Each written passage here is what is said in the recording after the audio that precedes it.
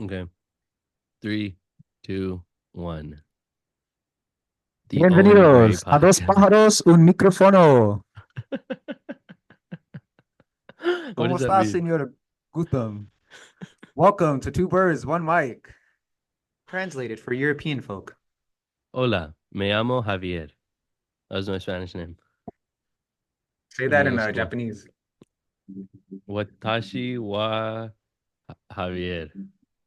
That Really? means that just means I am Javier. That's not even my name is Javier. I don't know how to say my name is Yeah, have you said Javier. my you haven't said my name is Goutham to anybody? My name's not, it's actually Gosam. My name's Gosam. Gosam is hard as shit. Yo, you gotta that's actually so hard. Gosam? Gosam. Gosam-san. Gosam-chan. Yeah. That's hard. Dude, why do the Japanese make everything so fucking cool? Gosam-chan. Oh my God, please.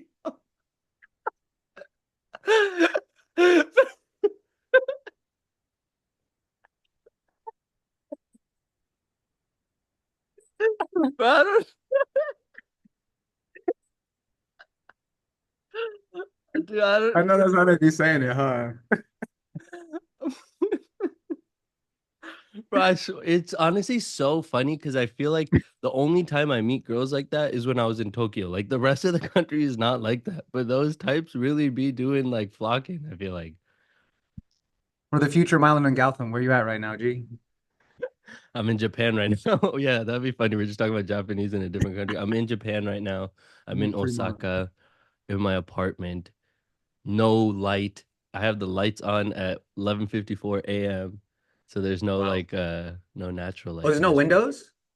There is, but they're all like weirdly like glossed, so there's no light that even comes in. The hell? That's so interesting. I don't know why someone would design it like this, but it is very homely, which is nice. And I feel like you know what's actually made it a lot more comfortable? I like put this like mat out that like you can sit on and it's very like comfy and fuzzy and it's made the whole place feel so different. I'm like, damn, a single mat can really make the world's difference in like whether you feel comfortable or something. How crazy is that? I mean, is that all it takes? It just takes like a singular mat. Like it's made it so much feel like way more of a home because I'm just like, oh, okay, it feels warmer. I don't know. Yeah, carpets do have like an interesting kind of warmth to a place. I got to get a little carpet for my place. I've been lagging on that for a while. But Um, your home is already carpet, so that's a little, right? it's hard floor there. Yeah. Oh yeah, yeah, that makes sense. That makes sense. That's so interesting, man. Mr. Japan, bro. Give us some updates. How's it Oh been? no, stop. What's the overall vibe been? Like what when you like look back, what do you want to like remember Stop from it. like Stop it. where you're It's at right too now? already not already here. Where you I at, want bro? we were talking about the full sleeve. Should we start there? Should we start with Owen Gray? Yeah. Man. Japan. Full sleeve or Japan? What do you want to start with? I don't really know where to go with the full sleeve. Like, you know? You never know. It always goes somewhere. But I mean, why don't we talk about the ridiculousness of reflection as as I avoid reflecting on Japan? Um, it's okay, Japan. I think it's really hard to reflect on anything like while you're going through it because like in hindsight it ends up looking so different than it is in the moment. And I think I saw someone say something along that lines of like searching for meaning as you live is so like difficult to do because it only fully makes sense when it's like done. Like the entire chapter can really be seen. Like the entire art piece of your life can be seen only when it's done. As so long as you're living, it's still like what will happen? Where does it go from here? It's never you can't really understand it until it's like, okay, now it's done. Now you can kind of do a full dive and get it. I feel like same with Japan. Like I don't actually know where the seeds that Japan has planted will sprout into until like years down the line where I'm like, "Oh my God, Japan changed my life in X, Y, and Z ways." But I'll just say for right now, I feel I guess that you can reflect on how the seeds have been planted themselves, you know? but you don't even know if they like which ones are. Hmm. Because like millions do, like millions every day you have thousand seeds planted, but you don't know which ones are gonna stick and which ones are gonna actually sprout into something, until like at least you can look back at it in hindsight. But I do feel Japan has been super challenging. I feel like it's been the most difficult travel I've done so far. For I felt the most lonely. I feel like I have turned to masturbation the most on this trip. I feel like I have I feel like I have really had to confront like, what I'm trying to do. So much doubt on a day-to-day basis of like, will I succeed? Am I doing the right thing?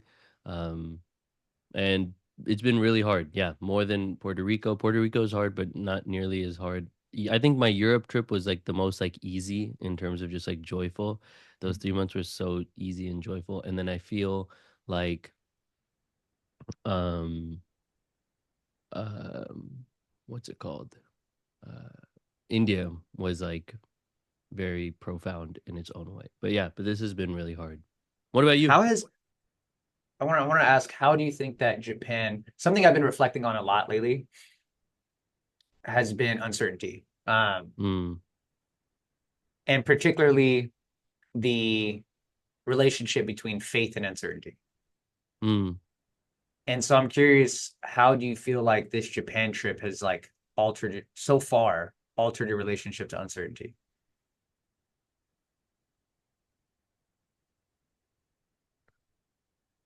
Because every time you do a trip, you're diving into Yeah. uncertainty in like some regard. And like the fact that this has had a lot of difficulty to it kind of adds a different relationship to uncertainty than like, let's say just a fun ass Europe trip. Yeah. Mm. I think this trip has actually been less uncertain than like India. I think India is just one of those countries where you could it's like New York where even if all you do is wake up and walk to the nearest grocery store, like a million things that are uncertain will happen. Japan is very like structured. There is not a lot of uncertainty actually happening outside. I think that's one of the things I actually like about Japan. I think it's a very easy country to travel in because you know exactly what you're going to get day by day. I mean, it's no one's there's no homeless person screaming on the street like, running down. You're not seeing anything crazy. There is literally nothing crazy happening out there. There's Mhm. so the only uncertainty that would happen is if you were just like, I'm just gonna walk around and see where it takes me. And you're still gonna see the same types of buildings with the same types of interaction. It's such a mild country in the sense of they're so organized and structured and clean, and you're never feeling a sense of fear. Like Mm, it's been so different in that sense, man. I mean, I think the biggest thing Japan has taught me is that when you feel safe is when your emotions can actually like come out. I feel like I've been so much more emotional in Japan just because I feel so safe. Like I've never felt this safe in my mm, life. And I'm just like, oh my God, I'm an emotional person also. Like when you don't have to always be on guard, Like mhm, there is just none of that energy here. I've never experienced that. Like in the States, growing up all the time, you had dude, from the youngest age, there was this like need to be hard, and there was this need to, like every time you walk through a busy street, which man's gonna try to like bother me this way or that way? Like mm. there is not a single man who I look at like, okay, you're my nemesis. You're my like, okay, you look like a threat to me. Like, because nobody even has that look in their eyes. Like people really are just Yeah, like minding their own business. Like you get to put nobody the shield down, you get to put the sword down. Completely, you having your shield up in Japan is so pointless because no one cares. Like truly, Mm, nobody's even looking at you in that way that you need to. And so it's like it's just been such a profound experience to have to do that because I'm just like, wow, like I I can allow other parts of myself to come out because I don't always need to be so guarded and shielded, which I think especially as men, like it can be exhausting sometimes. what is an emotion that has been coming to the surface that maybe you haven't seen in a while now that you feel safe? What is this, a therapy session, bro?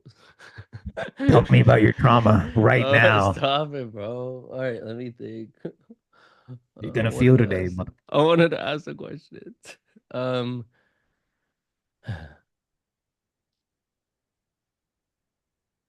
I've been feeling a lot of love, which I feel like has been a very new, like affection. Just like Big love, big love. yeah, care. Um, just like I've been feeling a lot of affection for the people that I've lived with, or and a lot more present to kind of give people my space and time, which has been Mm. nice. Yeah, I feel like I'm like less. You said something earlier, like a couple months ago, where you were just like you. I feel like there's a heavy weight lifted off your shoulders. I do really feel like that. I feel a lot lighter being here. Hmm. Japan is nice. Well, I'm excited for one day for when you come. I think you'll really Yeah, it's like it. crazy. I think you I should, wouldn't yeah. But definitely the 1 week I run through Osaka, I run through Tokyo. That honestly, I can't. That's tough. I'm so glad I don't travel like that. That just see, I meet travelers who are like, yeah, I'm here for 8 days. I'm like, that's you flew across the entire country. It took me 4 days to get over jet lag, and have. Yeah, then it's just so tough. not enough time. Definitely not enough time. Yeah. And then You you really like plant yourself wherever you go.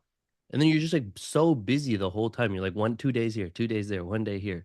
It's like Yeah. I personally, I feel like if I was going to a country for 8 days, like I would rather just stay in one city for 8 days and at least get to know one city okay, rather than like no city well, all bouncing day to day to day to day. That's just I don't know when that became like the norm, like when this became the ideation of how to travel. Like do every city for 2 days each and then spam it, spit it all in into 10 days. Like it's I don't know. Very Yeah, it's interesting. like the more you get to sort of like cross off a list, it's like the better your trip was because you like did more. Like it almost, and I think in some people's eyes, they're like, oh yeah, you only went to Tokyo for 8 days. Like, why would you? You could have done this, you could have done that. But yeah, I feel like having a little bit of a deeper relationship with wherever you go seems like a way better strat. Or at least even just like, I don't know, like not 2 days doesn't seem like nearly a lot. Like maybe even two cities, 4 days each, whatever. But yeah, I haven't done enough traveling to like really speak on it, to be honest. I feel like the only time I've actually done a trip, we did a 2-weeker, and yeah, we did a week in London and then a week in Amsterdam. But then obviously like recently traveling with Paris and Switzerland as well too. That was a little bit different. But yeah, I think you need Mm. at least a week in one place, at least for sure. Because it depends on if you want a place to sit with you, like truly just like have its culture and ways of thinking sink into your very being, the longer you are in a place like DC took a long time for it to like really become a part of my identity. Like DC Mm. has a very distinct identity. I mean, so does Lawrence, right? So does Kansas City. Like for for a place to really sink into you, the longer the better. And I think if the point of traveling is to learn and grow, then you want to allow for a city to like seep its roots into you rather than just like, all right, I saw it, I saw it, I saw it, I saw it, because you're not really changing or growing just from seeing stuff. It has to like permeate you, which means you have to see it repeatedly. It has to like, I don't know, it has to be something you absorb. And I think in that sense, if that's the goal, then kind of the longer stays are better. But if your goal is simply just to like have the checklist of like I've seen this, I've seen that, I've seen this, which is also fair. There are some people who traveled really just to see it. Then it doesn't matter. I mean, you're not really trying to learn or grow or change. You just want to see stuff. Yeah, I think Lawrence is permeated enough into me, bro. Yeah. I'm permeated. I'm permeated as hell, bro. I'm very permeated. Like I've been yeah. So I I went to have a Kansas. question for you then. Yeah, yeah, okay. Oh yeah, like what would you say? And say your other point first. But I was just gonna ask you, like, what would you say are some of the core traits of Lawrence? Like, what God. is it? But like maybe some of the positive stuff too. Yeah, I'm definitely a Lawrence hater for sure. I've developed a reputation for that. Um, I went to Kansas City today, and it's just so interesting because each time I leave Lawrence, I feel like I like leave a portal back into the normal world. And going into like Kansas isn't a major city, but comparatively it is, definitely in this part of the Midwest. It's kind of where people go. And it literally feels like I go back to normalcy every time I'm in Kansas City. The way people look, talk, walk feels normal. And every time I go back to Lawrence, I literally feel like I went back into another dimension where I'm like I don't know, I'm like 50 years back in time or something like that. Um, and some of the traits of Lawrence, I would say, are Caucasian, um, white, and the people from the Mount of the Caucasus. Those are the three traits of Lawrence, bro. It's just everyone is so looks the same. It's just kind of freaky. But okay, you said positive. Lawrence is there's a unique Lawrence culture where it sort of has this kind of reputation for being like a mini Portland, which is how people think of it. Like it's supposed to be weird. Like people have like a keep Lawrence weird type thing. Um, Mm, it's supposed to be kind of like the liberal hippie hub of like the Midwest. Like this is where people come to like, express their like LGBTQ identity and, people of color and so on and so forth. And it was like a stronghold for the um I don't even freaking know. During the Civil War, oh, whoever cool. the not why is my brain not working? No, but that's cool though. I didn't know. Where did you learn that history? And the Oh, I not mean, you just learn it here. What it was the the Confederacy versus the abolitionists. Union? Yeah. So it was Oh, the abolitionists were in um Lawrence, and yeah, John Brown was like one of the head abolitionists, and he's the one who like created the stronghold of Lawrence, and so oh, it became like it's like literally like it has a history for like being where the abolitionists came wow. before they like and fuck shit up. There's like even like a TV show about it apparently. What a cool Um, history. yeah, it actually is a really cool history. It's a really cool place. So there's in terms of that, but so it's like kind of everyone is being weird. Everyone can express their weirdness in a sense. It's a very particular type of weirdness.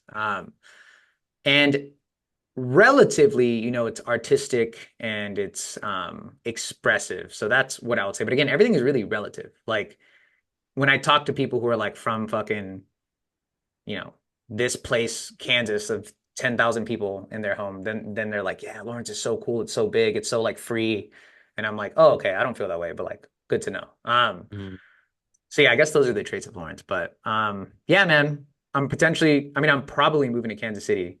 And I think that's honestly really exciting because I don't know, it's weird to think that growing up in a city just like puts this like thing that feels like what is normal in your brain and body, and you just start to like identify with certain things that are like so subconscious that make you feel like it's not even safe, but it just makes you feel like, I guess, a sense of home. um I never think about how much four-lane highways feel like home to me, like a mm, actual freeway. Like when I drive on the freeway, I'm like, oh, this is like really nice. Like this feels normal. When I see green like signs on the freeway, I'm like, whoa, this is when I see 4 or 5 story buildings, I'm like, this is when I see a Trader Joe's, I'm like, wow, like this is normal. So yeah, it's a very interesting time in my life to be here. And I try to like not because sometimes what you can do when you're in a place you don't really like is you can just constantly be thinking about leaving and then you kind of waste the experience of like really absorbing 100%. taking on what is here. So I've been trying my best to not do that. And just really like, okay, if I am going to leave, cool. I will look back and there'll be a little time period where I was in Lawrence. Like, hopefully I made the most of that and, made it a very enjoyable experience. But I think the first year I spent here, I definitely just spent being like, get me out of here. I don't want to be here. Mm. Yeah. I was gonna ask you because I feel like what you had described at first, which is just like it's predominantly white and a very specific type of person, just because also it's a university town, right? Because that's one probably the largest employer in Lawrence, I'm assuming, KU. Yeah, for sure. Yeah, Yeah. yeah, yeah. Like, do you feel like all other cities or towns in Kansas are also like that, or you feel like they're even more different? I mean, I hear this is the most diverse town in Kansas. It's really what I hear. A lot of people like, yeah, don't go here or there or there. It seems like a lot of places here are built around some kind of university. I went to a place called Baldwin, and that was built around another university I've never heard of. Oh, I was kind of reflecting on how much universities seem to be a kind of important part of cities being built. But yeah, apparently this is the diversity, man. This is it. hmm. We're in it. I think like the older I'm getting, I now really, dude, it's mine. I just I can't believe I used to be a kid who was so ashamed of being Indian, who was so ashamed of being like different, having this cultural background. And now as I get older, I'm like, dude, are you kidding me? This is the biggest blessing I could have ever asked for from the space of a philosopher.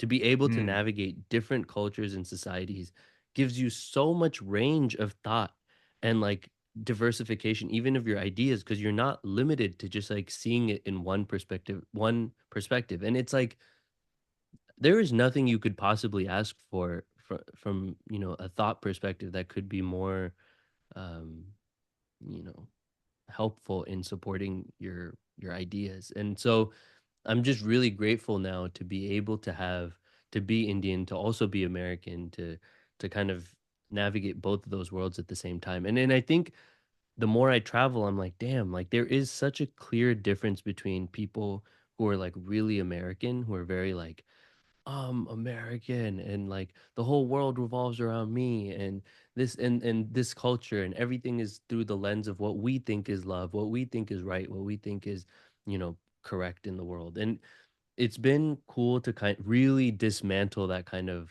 thought pattern. And I feel, to me, when I think about what it's like to be around a lot of Americans, it's to be around a lot of people who have very limited perspective, to like the point where, you know, I mean, the fact that people can't point the US out on a map is so terrifying. That's truly That is terrifying. that is actually very terrifying. Damn. I also feel like there's this added benefit, and like I never realized how hard I rooted for California until I left.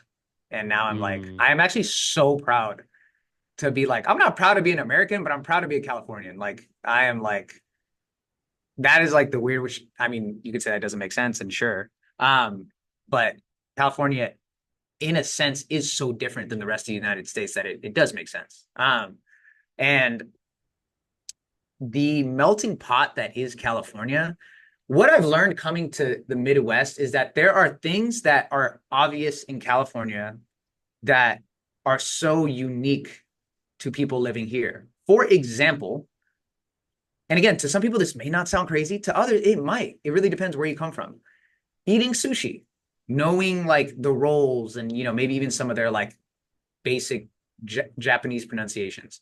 Growing up in like California, that's not going to be that crazy. Like everyone eats sushi. That's a very normal thing. Out here, I've met multiple people who are like, yeah, I've never had sushi in my life. And I'm like, how is that mm, possible? Or I've never had ramen in my life. I mean, I'm just naming Japanese things, but from food to language. If you go to someone in California, most of the time you said, hola, ¿cómo estás? Many people would know that means, hi, how are you doing? Just because it's just so saturated with people who are, Latino. Here, you said that most people are like, what are you saying? Or if I was like, yeah, do you know what, like, I don't know, this particular Mexican dish is? Like, you would know what it is. There's just like you get such a nice little sampler of so many cultures living in California that you kind of just become way more cultured than the average person in the US. And that, mm, I don't know, I'm so proud of that, because it's like from Indian to black to white to Mexican to whatever, you just really do get a good taste of it, because everything's so mixed, man. California is just such a cool place in relation to how integrated it is. And I mm, never realized how unintegrated other places are until now I'm here. And I'm like, wow, like this, in being in Kansas is what most of the United States looks like. That's insane. mm. Damn. I had to realize, you know, I've been putting together these like music playlists recently of all the songs I used to listen to as a kid, and then now I've been Uh, putting together all the songs I listened to as in high school. do they And have names or like vibes? no, they're just all the Okay, songs. okay, got it. It's just like so fun though. I've just been putting it like the way I used to mix it before. I just been putting it all Uh, together, and they're so fun to listen to because it really just like puts me back into that like world again. And you know, I used to think there was a point in my life where I was like, why did I appropriate Black culture so much growing up? And then as of late, the more I've talked to like people from Fremont, it's become so obvious to me. And the number one reason is because every single one of us, I grew up around almost all immigrants. Every single one of my friends was an immigrant. Everyone I knew was an immigrant. If not from India, they were from Afghanistan, they were from Vietnam, they were from everyone I knew basically was an immigrant. So we all were figuring out what on earth it meant to be American. Not a single one of us had any conception of what it meant from our parents. So we had to like look outside to find it. And so you had two options. You either looked at country, like you know, you looked at that, you know, what maybe people in Kansas are looking up to figure out what it means to be yeah. American, or you look at Black culture to figure out it. And we all just were so much closer, and it resonated, I guess, so much more because I liked, you know, basketball, whatever. I mean, I liked hip hop, that it was easier to then like latch onto that and be like, this is what it means to be And they American. look And a little more like you than the other ones exactly. would. Yeah, that one too, 100%. And so I feel like that it wasn't on some like malicious like I'm gonna take their culture. It was really just like I need to understand what it means to be American somewhere. This seems to be more similar to my experience. let me try to Mm. like copy this. And it's just so fascinating that like I don't know. It wasn't malicious. I think like some now it's become a lot more clear to me that it wasn't on some like I want Well, I to, also just think Black culture permeates California so much. Like it really is kind of like everywhere in a sense. Like even the white people are just a little more black than like the average white person here. Like there's just a certain language, a certain like type of connecting that I feel like you can do with like a white person in LA is so much more black than a white person in Kansas. Like it's fucking insane actually how much more black they are than like someone in Kansas. Like there's just a like the culture there is just in a lot of sense so much more saturated with black culture that like from language to music to like interests, it's just like and I think that's largely why being in Kansas, I have never struggled this much in my life to connect with people. I have never, dude. It freaks me the fuck out. Like mm, genuinely. I and the thing that happens is I'm so consumed by it and certain types of I don't know. I guess there's a Midwestern kind of philosophy on relationships. And there's obviously just sort of like how people who grow up here relate to each other. I'm so saturated in it that I genuinely begin to question if I no longer know how to connect with people well. Like I start to be like, I don't think I like know how to make jokes with friends anymore. I don't think I mm, know how to like connect and like have a good conversation with somebody. I don't like I feel awkward every time I do it here, even with people I'm like getting pretty close with. And it's not until I visit California again that I am reminded that, like, oh, no, I actually do know how to connect with people. I just, for some reason, the language and the ease of connection and references and understanding that happens when I try to connect with someone here is so different. Even the style in which you have conversations is so different. People in mm, California, I've told you before, ask way more questions on average than people here. People here talk about themselves and volunteer information way more than people in California. And so when you have somebody who their way of connecting is through like honestly questions, then every time I meet somebody from California, here the way of connecting is so much more fluid and it feels so much more natural. And in my eyes, I genuinely feel, and this is my fucking bias towards California, I feel like they're better conversationalists. And mm. I've had to have multiple conversations with people here, letting them know that I'm like, I don't feel like you care about me when we talk. And we were just like, yeah, no, that's the style of like communication here. You volunteer information. I'm like, that's so whack. Like, Okay, so question for you, because how do you distinguish how much of it is a Midwest thing versus Kansas thing versus Lawrence thing versus an academia thing? Because I feel like this particular experience is very similar to people who are in definitely in higher ed who feel like I don't know, people have a hard time, especially asking questions, because I do think a lot of academics, in my experience across the board, aren't the best conversationalists. But how do you mm. separate that from this is just everyone you meet in the Midwest? um, I would say so, I've had the same experience with my PhD friends as I had with my like non-PhD friends I've made here, Mm, um, in conversation. And, one of my homies, like I told you, is a therapist. And yeah. so his job is literally to sit there and listen and have conversations with people. And I've had to tell him, dude, I don't feel like you sit there and listen when we have conversations. Like, really, I don't feel like you like, I feel like you just want to talk all day. Um, and there's been other people I've brought it up to where I've mentioned that and they sort of like, huh, yeah, I guess that is how we like relate to each other. So I don't know how much it permeates the whole Midwest, but from what I've been told, it relates to like farm culture where Ah. because people had to like create a certain sense of like an amicable like nature between people's farms so like war wouldn't happen or like people wouldn't fight like there had to be this sense of like you connect with people but you don't do it too deeply you don't like pry Mm. you don't go too far into like people's lives because that can lead to like conflict that can lead to like something like you just kind of keep Uh, it nice and friendly all the time so there's enough. like That's a so interesting. so there's a sense where people are very like quote unquote nice and friendly, but it's like a really good like feels like a front. And then you just kind of you Yeah. try to get deeper there, and it's not. I don't know. It's really not really much there. So something that relates to farming apparently, which is very Huh. interesting. That's super interesting. Okay, then that connects more to yeah, huh. I definitely But you're not experienced, I wrong. think. No, but I'm really curious. Like I mean, I've never spent considerable time in the Midwest outside of literally the time I was with you in Kansas. I'm so curious what I heard Chicago's out of the cities the most Midwest-y city. I mean, because it's in the Midwest, but I've heard it's you feel like it's similar or no? I Can you haven't been get to a Chicago. okay. But can you Yeah, get a yeah, that's. vibe of Midwest from Kansas City or no? I mean, yeah, but the thing is, like, I don't think the Midwest thing is cities, really. Like, I think the Mm, Midwest, like major cities, I think the Midwest is really composed of like non-major cities. And so I feel like you can get the best Midwest vibe from not being in a major city. Like when I'm in Kansas City, I feel more like I'm in California than not. Like mm, being in Lawrence, it feels a lot more like, nah, I'm in this Midwest, dude. And again, people really say this isn't even really indicative of the Midwest. So or just, that's I don't so know, it's interesting. I mean, I just think LA is such a I'm really excited. I think next year maybe I'll spend some time in LA. Um, because it seems to be the land of creators. I'm curious like what it's even like. I feel like maybe I would like it. seems Who like knows? people are leaving. It seems like people are like actually like fleeing LA now. It seems like it's like kind of dying. Too We were talking about it a expensive. little bit yesterday, but it feels like Austin is becoming the new like place where people go like to be Really? like creators and like yeah, there's Oh, like a weird amount of fucking people in Austin now.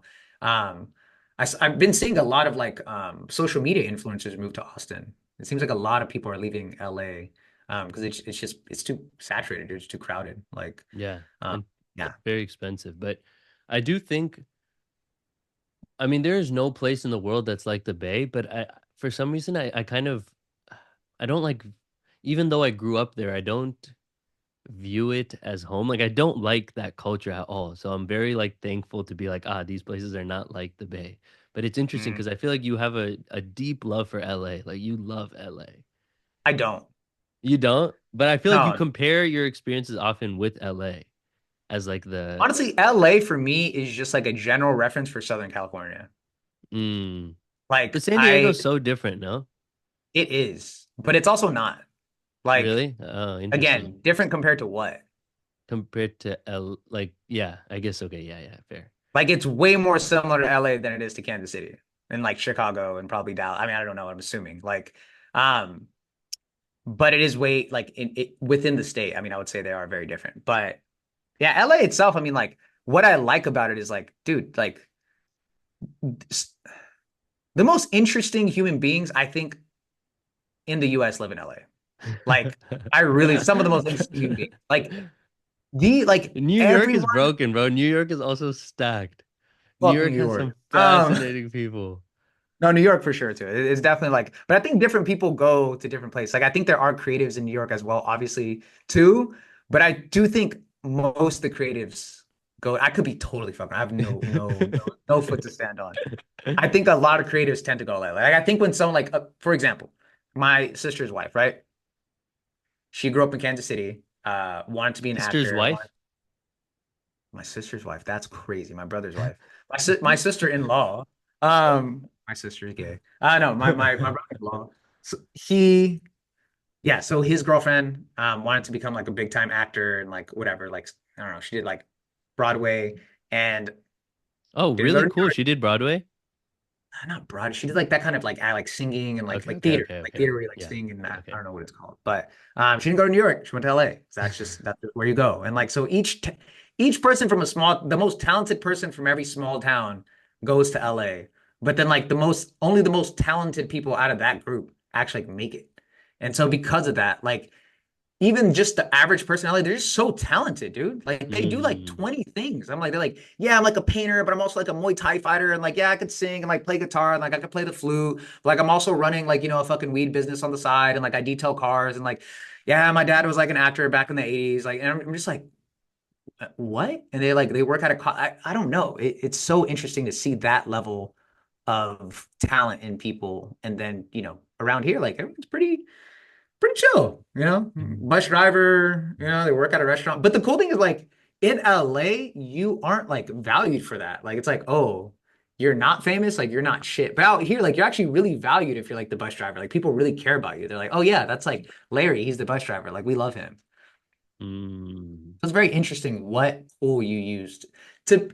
You have to have the type of personality to be down to be a small fish in a really or a big fish in a giant, giant fucking pond to like go to a place like LA. mm, And that can be really, I don't know, scary. But now I would never move back to LA. Absolutely not. mm. I feel like a lot of what you're talking about are people who end up moving to LA, but you grew up with people who just like lived in LA. Would you say there's a difference between the people who just grow up there versus the people who move there? I think what's interesting is there's LA and then there's like the outskirts of LA. And the people on the outskirts, they're not like the actors or the people who grew up in Hawthorne and fucking Pico Rivera and Oh, whatever hi. else. Ojai, what is Ojai? I learned that's a place in LA. Ojai? How do you spell that? I think OHAI. They talk about it in BoJack a lot. OhaiLA? I What think that's the? how you, how Ojai, you say it. California. Ventura County. No, it's not LA. Oh, that's not LA. Okay. That's like on the outskirts. Ventura is like right when you leave LA if you're going north. Oh, okay. But yeah, the outskirts of LA are ghetto, and that's like the people who grow up in LA. Like, so it's very interesting. Like, is two very different LAs depending upon where you grew up. Like when people talk about LA being this and that, like I for me, it was not that at all. And I think, but then the really interesting part is people who are like live in like the West Hollywood, like they're like, oh, you're not even from LA, like you don't live in LA, you live in Hawthorne. And I'm like, bitch, this is the real LA. Like I don't know what to tell you. Like this is actually what it's like. Nah, it's not what the hell you think it is. So yeah, I don't So know. West Hollywood is where it's wealthy. I No, that's mean, like what's the wealthy area called? I forgot the name. Beverly, I mean, Beverly Hills. there's I mean Beverly Hills. I mean, there's a bunch of wealthy areas, really. Uh, I that's mean, where all even the like the actors and non. stuff live. I don't even know where people live, dude. Uh, Yeah, West Hollywood. I mean, Beverly Hills, that whole area, Rodeo Drive, Melrose. oh, But I've like heard they of all look like Melrose. not nice. Like they all look like shit if you go there. So, Oh, really? oh yeah, I mean, LA is Yeah. horrendous. Yeah. Oh. I just never I've never spent time in LA. Like literally like I think I've been there like one time like to stay with my aunt's place for a day or two and then I've been to Disneyland a couple times. But that's like one city I've just never actually spent time in. So I have no uh model to be like this is what LA is like. But you hear so much about it. San Diego is really dope. I think San Diego is a very, very special city, honestly. I really like Yeah. San Diego, like a lot. But It has it's just a, very slow. I think it's hard to have ambition in San Diego, in my you opinion. think so?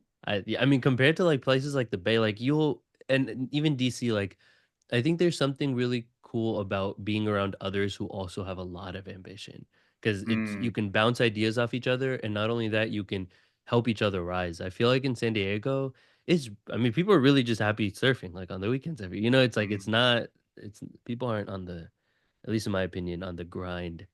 I think God, you the lose your mind in Lawrence, bro. You would lose your but damn you're at a mind. university. No, but you're at a university. I'm assuming there must be a lot of people at the university who are like grinding. I don't know. I feel like people even who are in academia in the Midwest still have like a Midwest mindset, even in academia. Like they're just like, yeah, I just want to like get a little job like at, R2 University and just like publish some stuff and like, yeah, that's it. Like I think this like whole like ambition, drive to be great, stuff like it is something that I think really is like concentrated in like it's like a city thing, like a big city type of thing. I was talking with someone about that today. She was telling me about how um she's pretty happy with her life.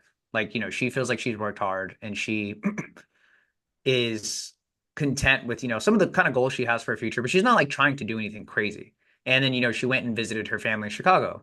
And they were talking about how they want to open these businesses and how they're like going to move to live in Europe and like how like they're considering like, yeah, I might just fuck around and get a PhD. Like, we'll see what happens.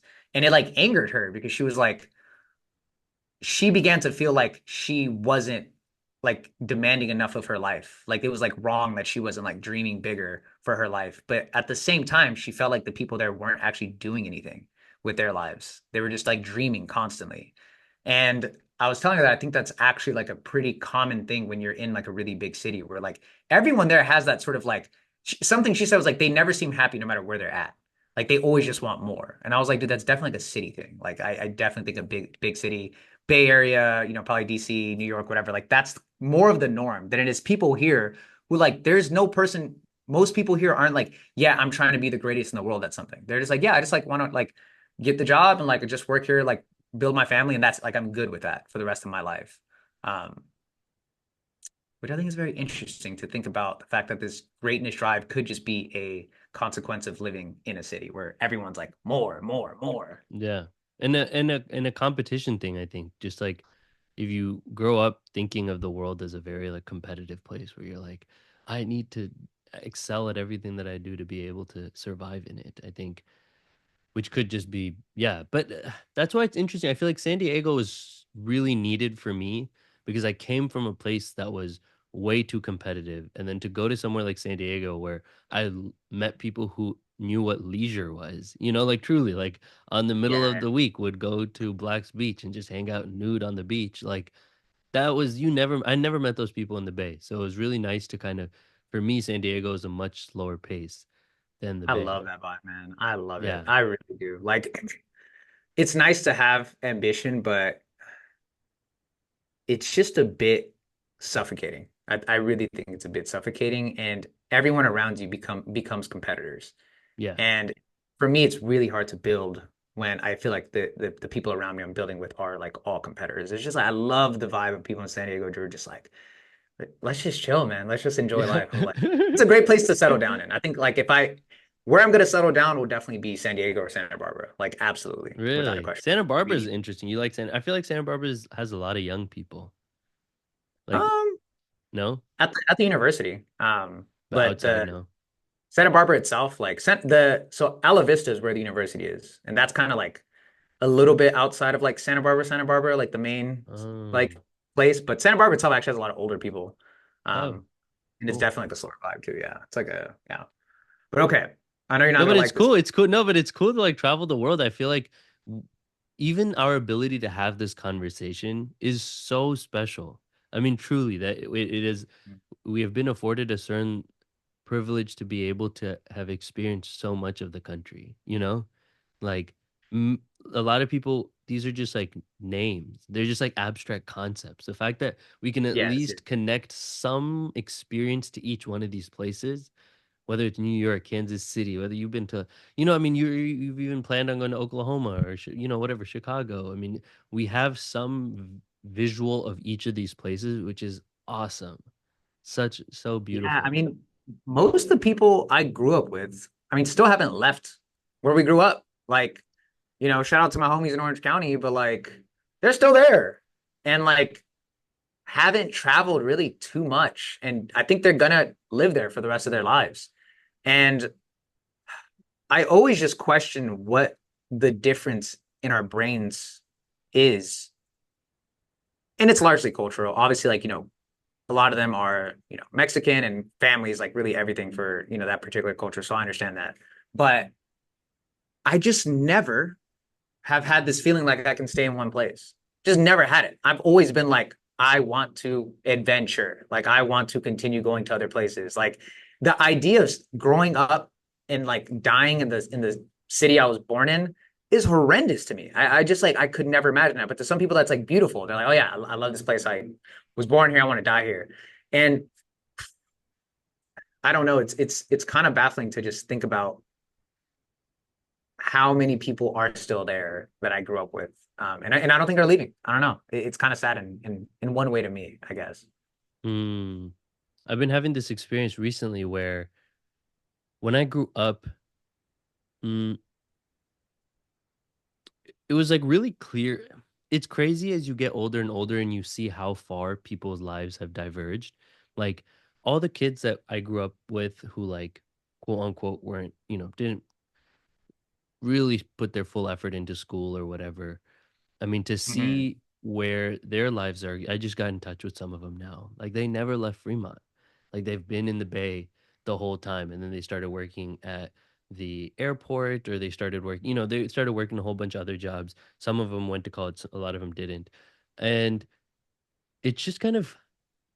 I think growing up, I wish I had understood how different everyone's life would have turned out because I think I would have tried harder to have made it so that it was a collective effort in like all of us. You know, like it shouldn't have been a successful life is one where you're able to go to Stanford. It's like where you're able to go to Stanford or whatever, and you're able to bring up 10 other people alongside you. And if everyone did that as an entire class, then we wouldn't have had this massive divide between the few people who were able to do these amazing things in life. And we kind of just left behind everyone else, even though we had so much opportunity to like spread the, I don't know, the knowledge and the wealth. And it could have been done so much more, like, you know, together rather than it is now. And now Mhm. I'm just like, damn, like it's actually so sad to see the opportunities that were provided to those who like I don't know, were able to go to college and the things that they can now do with their life versus those who didn't. Like they really do not have the same opportunities. Like it's truly miles different in what their future lives are even like. Like it is for people who I don't know, for some of the people I met, like their lives are I'm going to have to work for a long, long time just to be able to, you know, meet my needs, especially in the Bay. Like rather than the people who are Yeah, a lot like, of I people want, want that though, which is very interesting. Like I'm thinking but of, they don't have an two of my option. closest homies. There's no option. It's not regardless of want or not want. It's like they don't have you don't have another way. Like What do you mean? like for people who don't necessarily have an education that they can fall back on or like the skill sets that come with it that they're like okay well I can write I can you know I can do all these complex things you don't have options of like I can pick this career that career this or that I can do this I can go here and do that it's like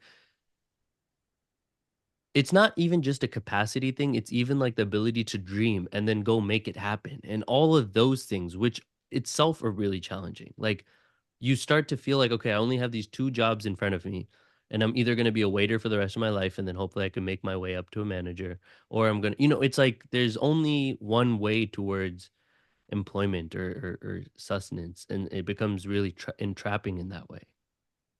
What do you think? Yeah, yeah. No, the what I was kind of trying to speak on is that I don't even think that path is of interest to a lot of people.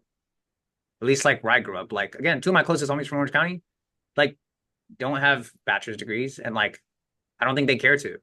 Um and like, I think Gonzo's a really good example. Like he was never like trying to go to college. Like that was never his like plan. I think to him it was like it's a waste of time and money. Um That's and so I do fair. think there's a large group of people, maybe not in like affluent areas where you grew up. Maybe it's like a lot more common to go to college, but in like more poor areas where I grew up, a lot of people don't want to go to college. Like Yeah. most of the people I grew up with did not go to college. They were not interested at all. And I think in more affluent places, like college is like it's obvious, but I think for like poor people, like college seems like a scam.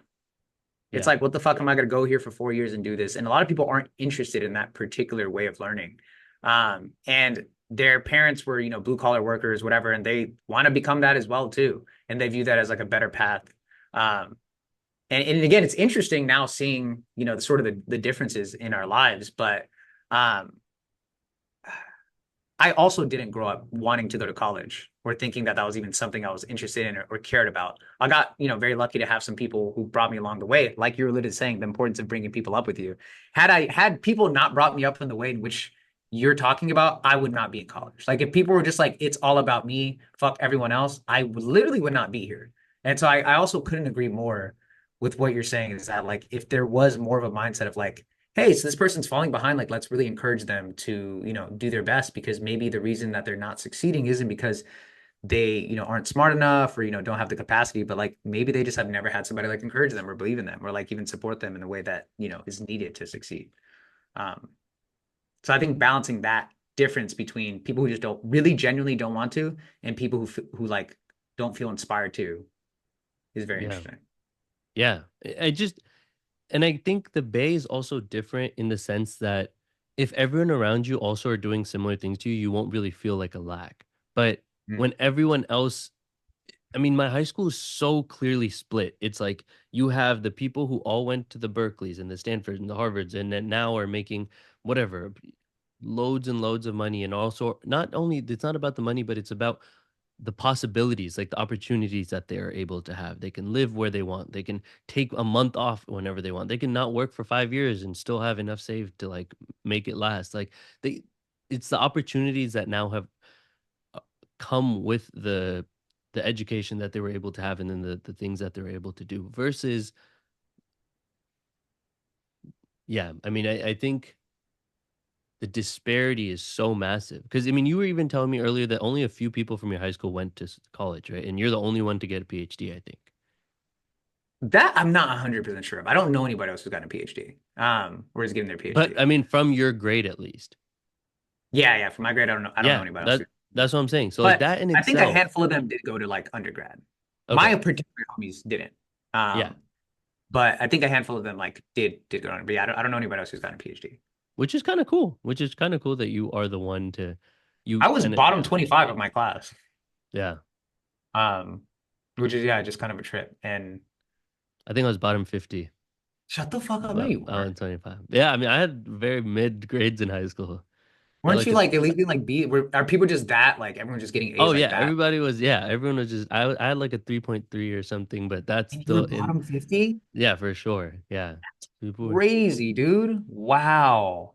people were definitely nice. Damn, dude. You would have been an all-star at my school. That's Yeah, wild. That's so crazy. That's that's actually so so funny. insane.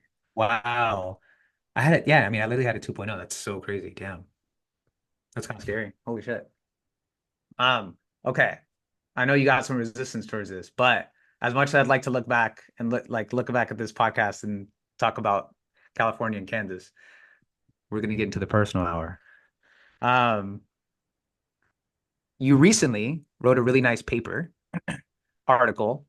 That was very beautiful, and it'd be nice to reflect on it No. and talk about it. And look Uh, back on it. yeah. Would you like to tell the class about it, Galvin? Writing is I've been trying to write every day. It's amazing. I I find it much as easier medium to communicate emotions than than talking because you get to like look over it again and again and again and change it. But the essay was a little bit about thinking about moving on differently, rather than considering it as moving on. I presented this idea of like continuing with. Also, it was really cool. Akash texted me today and he was like, I think my friend would really, really appreciate this piece. Is it okay if I send it to him? And I was like, oh, Yeah. yeah. No, it's a But powerful. I really think a lot of people could use that piece, man. It's very, very beautiful. yeah, I mean, another friend was, I think it's just, like so much acceptance can come if we don't try to like force our experiences into this idea of moving on. And I think, um, I called her in the piece Ahana. I don't want to really say her name because she came after me for saying her name one time. I Oh don't know if shit. you. She's like, "Don't ever say my name again." I was like, "All right, I'm sorry. I won't say your name. I'm sorry. Damn. Don't kill me." I was like, "Don't kill me. I won't say your name. I'm sorry." But yeah, I mean, I feel like for so long, even the whole thing, the last year and a half relationship that I was in, whatever, it felt like a lot of that was just me trying to prove to myself, okay, if I can do these things, I've moved on from her. I know I can, just to like prove to myself that I can move on from her. But in that process, I was making so many shitty decisions. And I was like, can I just reframe this rather than thinking about I need to move on from her? Being like, is it possible for me to just like hold on to her and like, I don't know, make it clear to whoever partner it is that you don't need to feel jealous. Like, I feel like even this last person that I was talking to was always super jealous whenever I'd bring up Ahana, just how could Mm. you you still You love couldn't her? hold You space still for her. yeah, you still love her. I know you still, if she talked to you, go back with her. Oh, Like, really? I didn't know that. yeah, Oh, wow. just just in the sense of like I feel that, and I know that's not the case, and I want to make it clear that I still love this person and I also love whoever I'm with in the moment. And I hope I wanted to really make it clear with this piece that that is how I want to move forward in my life. And Wow. Could you compare and contrast your the common definition of moving on and then your definition of moving with? yeah. Okay. Wait, hold on. Actually, let's take a pause here. What's this resistance? The resistance.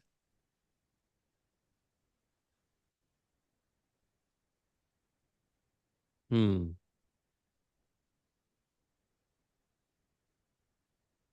What is the resistance? I don't know. I'm feeling it. I don't know what the resistance is though. I don't want to Hmm. be vulnerable. But Hmm. why? But the question is why? I mean, that's obvious, but the why is like what is it that we're so afraid of will happen when we're vulnerable? Right? I mean, that is the question. I Yeah, I don't feel know. like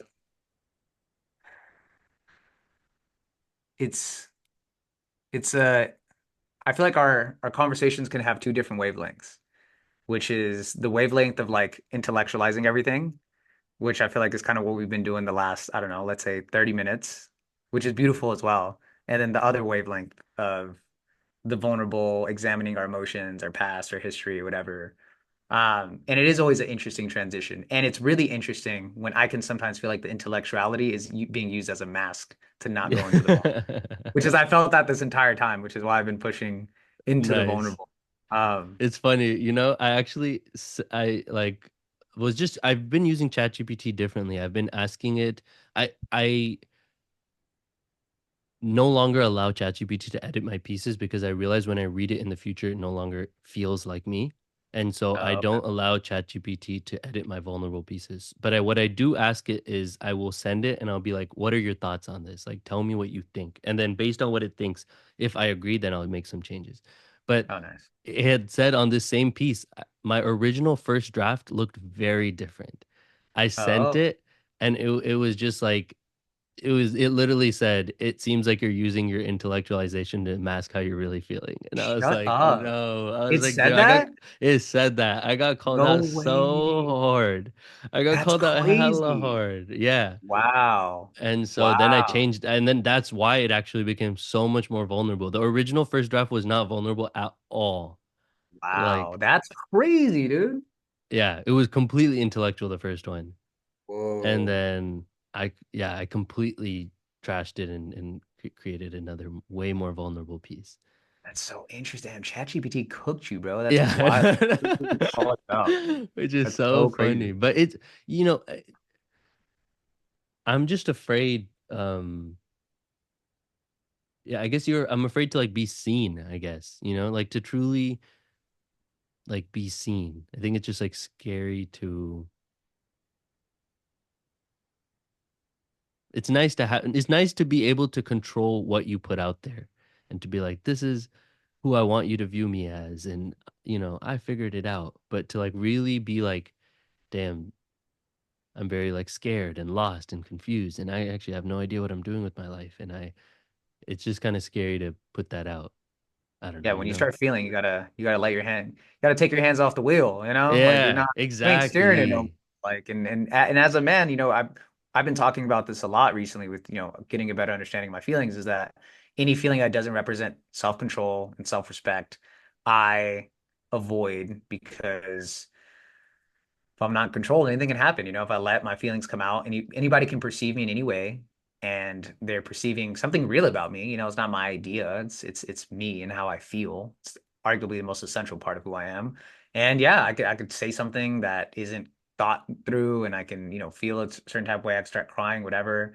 But I also think at the same time, like when we look back at these podcasts, like talking about Lawrence and how it compares to San. It's cool, like like but like I'm gonna skip through that shit. I mean, it's gonna be this shit that I'm like, oh damn, that was wild. Like we were like really going through something, like we were feeling something at that time. Like that's actually That's insane. true. No, I mean, that's There were 100% true. no, there's like some beautiful ideas you've been working on and things you've been doing, and I'm like, bro, honestly, fuck Lawrence. Like I'm trying to talk about this shit that we've been doing, dog. Like what the hell? Like fuck all that. So with that, yeah, I mean You be the you vulnerable one. like You've been going through some crazy stuff too, bro. You, all right, you share it, huh? Why not? that concludes two birds, one mic. Nah.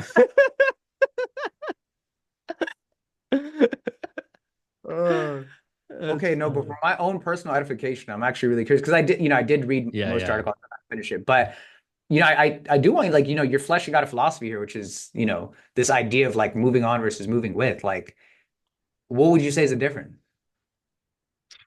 Okay. The difference between moving on and continuing with is Continuing with. moving on seems to play this role of like Okay, if you were to take the conventional, when I think about what my experience of American culture has taught me about moving on. The first thing is, all right, I'm gonna sleep with as many hotter women than this last person as I possibly can. Like I'm a boss, I'm a dog. Like she left me, I'm gonna make her feel bad, and she's gonna know Mm. she made a mistake. And like, yeah, I'm like with all these hotter girls now. Yeah, I I'm did gonna it. And glow up. She gonna yeah, I'm gonna regret it. glow up. Exactly. I'm gonna Uh, glow up. I'm gonna get my body in shape. I'm gonna get my money up. She's gonna make regret leaving me so bad. I mean, this is yeah, what we were all taught. We all approached breakups like this, like for it's, sure. and it's so toxic. I mean, truly, it's toxic for many reasons, which I try to lay out. But one of the most being it's so dehumanizing to yourself and to the other person. One, you objectify yourself to this point where you're just like a meat suit where someone's just like, all right, yeah, I'm gonna look at you for how hot you are and how much money you have and how ripped your abs are. Like, dude, you're so much more than that. You are so much Mm. more of a person than any of those things. I mean, you are an amazing, beautiful, unique human being who has a I singular am. experience on this planet. Like, you are not Mm. just some like abs that don't like minimize yourself to that. And then don't minimize the other person either to be like, yeah, like, they were messed they were messed up for this reason or that reason. It didn't work out because yeah, they suck. They're not that hot. Whatever. I'm gonna find a way hotter person. You also minimize. You got to diminish them. Yeah, you're diminishing the version of yourself also that loved that person. Like, you don't Mm. need to do any of that. Like, they don't need to be worse. You don't need to find a better woman. That person can be amazing, and the next person can also be equally amazing.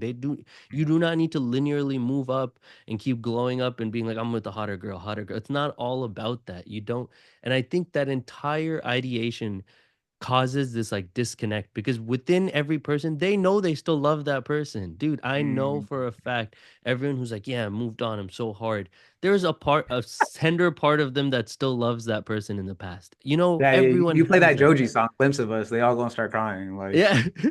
Like it's there. You can act however hard and jaded you are, but everyone knows there's a part of you that is always with them. And like mm.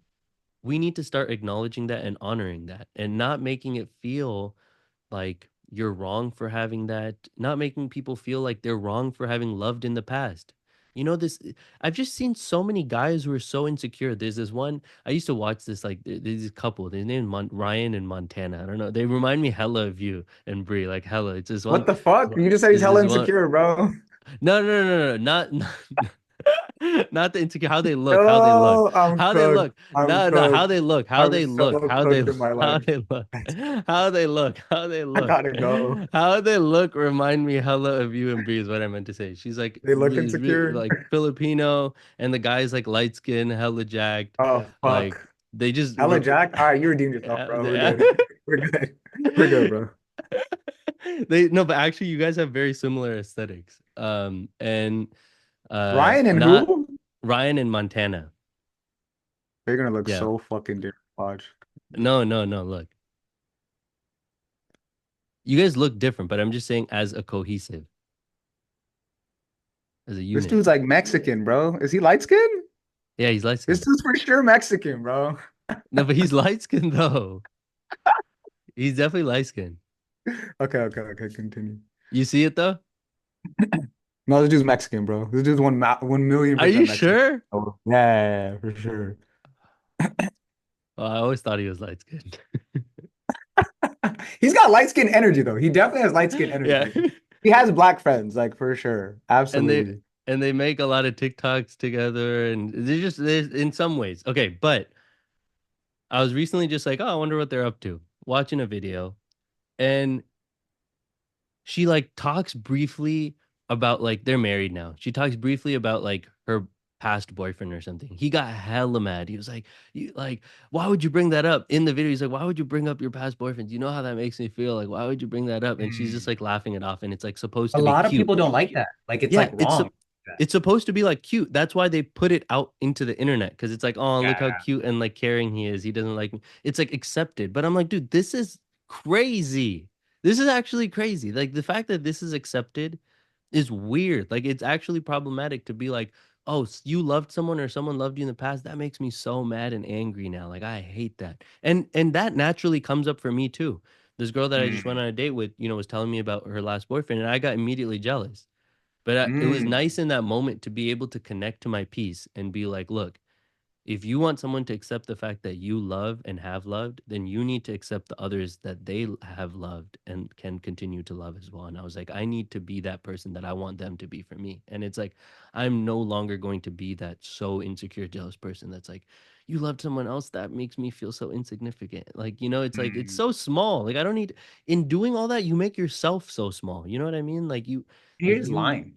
That's the crazy yeah, part about the craziest yes, part about all of it is let's lie to each other so that we feel better about each yes, ourselves.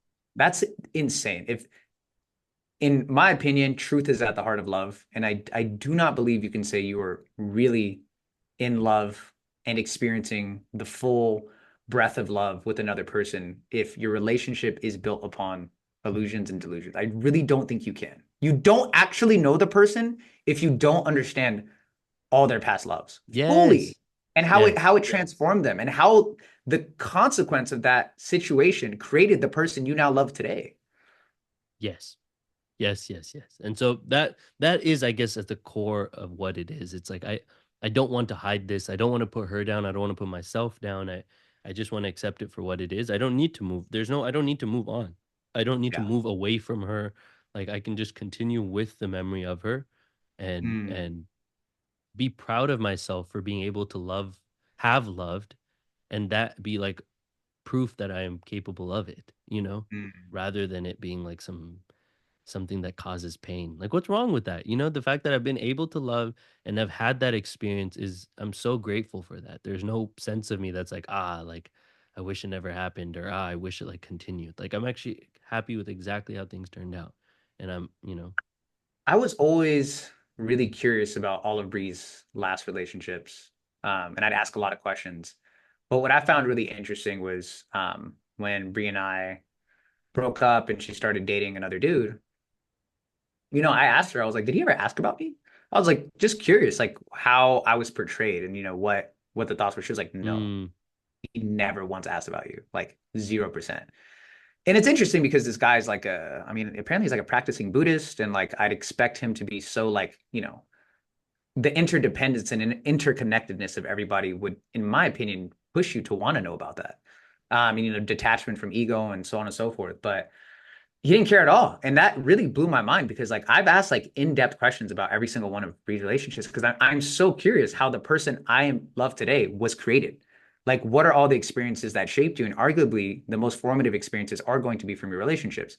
The love that you are expressing to me was co-created by you and each person that you've been with in the past, as shaped and developed and pushed that your understanding and your receiving of love to some degree. And so I remember um, with Bree's like most recent ex when we first met, when I asked her about it, it was so clear. So much of it was like unsettled, and mm, so much of it was still in the dust. And I remember Bree, like literally, do the first 2 years of us dating. I swear, almost every other night, she would have a nightmare that she was being chased by somebody. mm. Always, dude. The same fucking nightmare every single time. I'm being chased by somebody. I'm being chased by somebody. I'm trying to escape something. And I was always trying to figure out where that's coming from. Like I had a very like that juice box is so fucking funny. I don't know why. Is that chocolate milk? It's what does it say? It's Savas milk protein. That's so fucking funny. That's hilarious. And so she was always trying to escape something. And when I at some point in time asked about her last relationship, it was so clear to me that she was trying to escape the hurt that her last ex had brought upon her, which was Mm, that she really loved him really deeply and couldn't admit that to herself. Because if she did, then it also had to mean that the person that at this point in time she had loved the most deeply broke her fucking heart. She put her heart on the line and he broke it. She was weak and she was vulnerable in that, in that perception of that situation. And so our relationship went from me being her first love to her being like, oh no, fuck, I really did love my last ex. mm, And when I first heard that, it was a little bit heartbreaking. Like I was like, damn, I thought I was your first love. But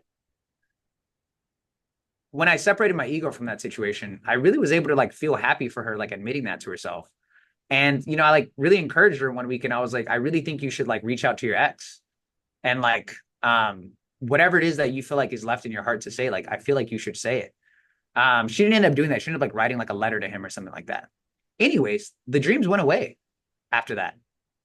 She has not had a single dream about being chased and running away from something. And it made it so clear to me that this idea that you're talking about, moving on, created a toxic dynamic where she never actually healed the past and wasn't able to carry with all that that relationship meant to her. She had to like block it and suppress it and deny it. And I think it really ended up fucking harming her for multiple years, bro. She was having bad sleep. Like it's crazy. I think what you're saying is so fucking real, and we're just not taught how to carry with. It's not a part of our culture, and it's really kind of scary.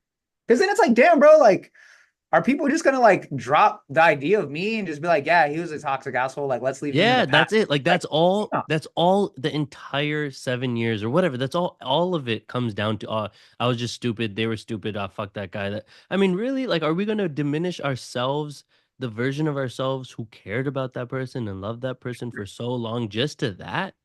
You Like, I hope know? I contributed something positive to your life Yeah, that, maybe yeah. you would still carry with you, like, damn, like, yeah, At least one or two things for yeah, sure. Like, and nobody stays with someone where there's nothing positive. The most toxic relationships, there's at least something for you to stay, there has to be something positive. yeah, You know, yeah. to lie Yeah. and be like they're not, no, everything was terrible is just not ever the case. And Well, so, then you have to be like courageous enough to say they were dope and we're no longer together yeah, to feel it all. And that's a lot. That's a lot, that is a brother. lot. That is a lot. You got to be down to feel. You got to be really down to fucking feel, dude. Yeah. But yeah. And so, I mean, yeah, I mean, what would you like to share about you're going through some things? I'm not sure to what extent you want to share so you can kind of put out what you've comfortable sharing and we can talk about that. You've been having a very transformative. I wonder if we recorded a two birds when you first went through something similar. I would love to listen to that now We because I think we definitely did, did. We dude. We definitely definitely did. did. We Yes, we definitely definitely did. did. I think I talked about it. And yeah, we were talking about the breakup then too. Whoa, I have to go back and listen to that, Yeah, dude. I would be so curious to listen to that now. That's so interesting. Also, update, Ryan is Palestinian. Oh, cool.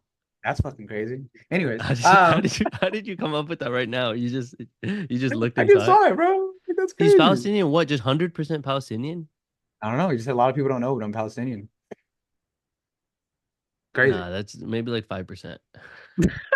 This is how is he not light skinned? I always thought he was light skinned. That's crazy. Racism But here. man, but Montana is fine, huh? No comment. So But he's toxic, bro. He's toxic though, for sure. that sounds very toxic.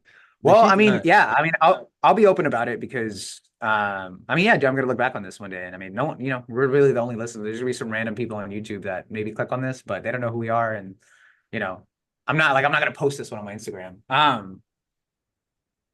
But yeah, um, 2 weeks ago, um, yeah, Bree and I broke up, and feels weird to say. I still haven't fully processed the experience and the reality of, I guess, what's to unfold and what's to come. It feels really scary to say and admit to myself. Um, and there are kind of these moments of like terror when I really think about how crazy it is that this has happened. But you and I about, I've talked about this ad nauseum. It's a good word. About how I had this feeling that began to sort of center itself in me early this year, dude. Maybe March was sort of like the earliest I can kind of think about it, where I just began to feel like it felt like the relationship, it didn't make me happy in the way in which it did before. It didn't like scratch the itch in which it did before. It didn't like it began to not feel right. It started to feel like somehow my like shoes that I've been wearing for 7 years began to like feel really tight and not fit me anymore. Um, and it it was really strange because it wasn't clear to me why it happened all of a sudden. It's still not clear to me why it happened all of a sudden, really. I mean, a large part of it, I imagine, is being in Lawrence. And I think that when you're with somebody every day and you guys are sort of experiencing each other, there may be a lot of like things that maybe you don't want in somebody, or maybe red flags or things you kind of wish more for yourself. But because being with the person feels so good, you kind of get the drug element of it where it's kind of so intoxicating. You kind of overlook a lot of that stuff. But when, you're doing long distance in this way, like you don't kind of have those like drug elements of being with the person. You don't have the kind of immediate contact. So like you really the things you think about are like their qualities and like the conversation and the connection and like, The how essence willing. of them. Yeah, yeah, really. Like that's the thing you connect with more than anything. And so I think what happened was that I kind of had these issues that I felt like weren't fulfilling me in a certain type of way. And the less time we spent together, the more I began to realize how much we were like growing apart through time, how much I was such a different person than I was at the beginning of the relationship. My understanding of love, my understanding of connection, my views on what a relationship is supposed to be, what I guess I wanted for myself and a partner. And so, yeah, dude, this feeling just, I guess, became stronger and stronger until I literally couldn't like hold it anymore. I don't think I've ever suppressed something so hard in my life, dude, because it reminds me of that Bluebird poem by Charles Bukowski, where he says, there's a bluebird in my heart that I want to let out, but like I won't let him. Or that wants to come out, but I won't let him. I'm too tough for him. I pour whiskey on him and tell him, stop. Do you want to mess things up? And it really felt like there was this bluebird inside of me that wanted to come out, this bluebird that wanted a certain sense of freedom and a certain sense of like aliveness and a certain sense of connection and vulnerability. And I just wouldn't let him out because I was like, no, dude, like just you've been in this for a really long time and you owe it to yourself, you owe it to your relationship, you owe it to your, her mom and your mom to keep doing this. But no one no one deserves your unhappiness. That's like the most messed up thing I think you can give another person. And to give your kids it, to give a marriage it, to build upon that is just so like wrong. And I was looking today, speaking of like couples, at Tommy Fury cheating on his wife. Or I don't even think she's his wife, he's his girlfriend, but he has a kid. And I was just thinking about cheating today and how a lot of, so many men cheat, obviously. And I'm just like, damn, cheating in a huge sense, I think really comes from the fact that I don't think people have the courage to just leave their partner when they're not feeling the connection that they thought they felt anymore. In one sense. Another sense, it's just maybe not being able to control your urges, whatever. But it's like you don't ever have to cheat on someone, dude. You can always just be like, yeah, this is no longer like serving us. I am feeling called in another direction. I'm going to do that. It's fucked up for sure. But cheating on them is 1,000 times more fucked up. Like, oh my God. I can't imagine how much less trauma there would be in the world if people were just willing to like have a feel okay and saying I don't think I can be in this relationship anymore and moving forward instead of being like I'm going to like create a situation that like fucks things up so like you have to leave me. And there's like a whole like research on this, like it's called like the mate switching hypothesis, which is that like people don't feel like they can leave relationships, so they cheat so that like their mate kind of like makes them leave. And it's just, I don't know. I I don't know if there's any way to break up with somebody or end a relationship in a way that's perfectly positive, but I believe that ending something in the sense that you both didn't destroy each other, you both didn't hurt each other, and it ends in a place of love is kind of the most beautiful way you can let a relationship go. So I don't know. I am in a position now where I'm trying my best to process and understand and just kind of feel okay with everything. It's gonna be crazy listening to this, in a year or two. 3 years, I don't even know, dude. Future scares me right now thinking about it. It really does. But as of right now, I did something that is maybe the hardest thing I've ever done and simultaneously the most courageous thing I've ever done. And I don't know if it'll work out, but I guess it's a risk I'm taking. And I don't know. Yeah. It's so beautiful and exciting to hear in some ways the start of this journey. I mean, to be kind of able to, even through this recording, memorialize this particular period of transition, like a huge one, you know? Crazy. I mean, Crazy. the thing is, that's the thing. The thing is, I can't understand what your experience is like right now. I mean, that's what I was telling you. The closest for me would be like is like if Mirage told me, "Hey, like I don't want to talk to you anymore," and that's the Mm. closest I can relate to it, and it's not anywhere the same. You know, like it's not even close to the same. But 7 years from the time you were 20 to the time you're 27 is so long. Uh, Crazy, dude. You know, Absolutely I mean, it's insane. so the amount of things that you've like experienced together and You become understood. family. Yeah, You literally become family. You become twins, you become family, you become like as interwoven as you can be with another person. Like it's and leaving that becomes the most terrifying thing ever. Like I get why people don't leave people when they've been with someone for that long. Like it is so impractical. It's so like it feels like death. And in a sense, it is death, you it is know? death. Like really. It is the death of that relationship and knowing yourself in that form of the relationship. And that person knowing themselves in that form of the relationship. And you just become terrified to experience change. You become terrified to experience what's different. And you also become, I think I understood that I was trying to, so many men, dude, have this experience, you included, where they have that like one that kind of got away, that one that they like love really, really deeply, and they like haven't been able to experience that again. So many men get in that situation where they like have that person where they just love them so deeply and they always think about them and it's a point of grief that kind of never really gets resolved. And I think I've been trying to like avoid that for so long. I'm like, no, if I can stay with the person, like my first love that I love deeply, I don't have to ever be like, oh, the one that got away. I don't ever have to think about, I don't have to go on Instagram and see her with someone else and be like, oh, my heart's broken. Like I felt a sense of like happiness that I could avoid that unique pain. And now I know that like it's something I'm going to have to deal with. Like it is a crazy level of grief that I'm going to have to just carry in my heart forever. There's going to be a point in time in a year or 2 years that I look on Instagram and I see Brie with her new boo and they're fucking cuddled up, taking pictures, and it's gonna say some shit like the happiest I've ever been. And I'm gonna be like, what? What the fuck? What do you mean?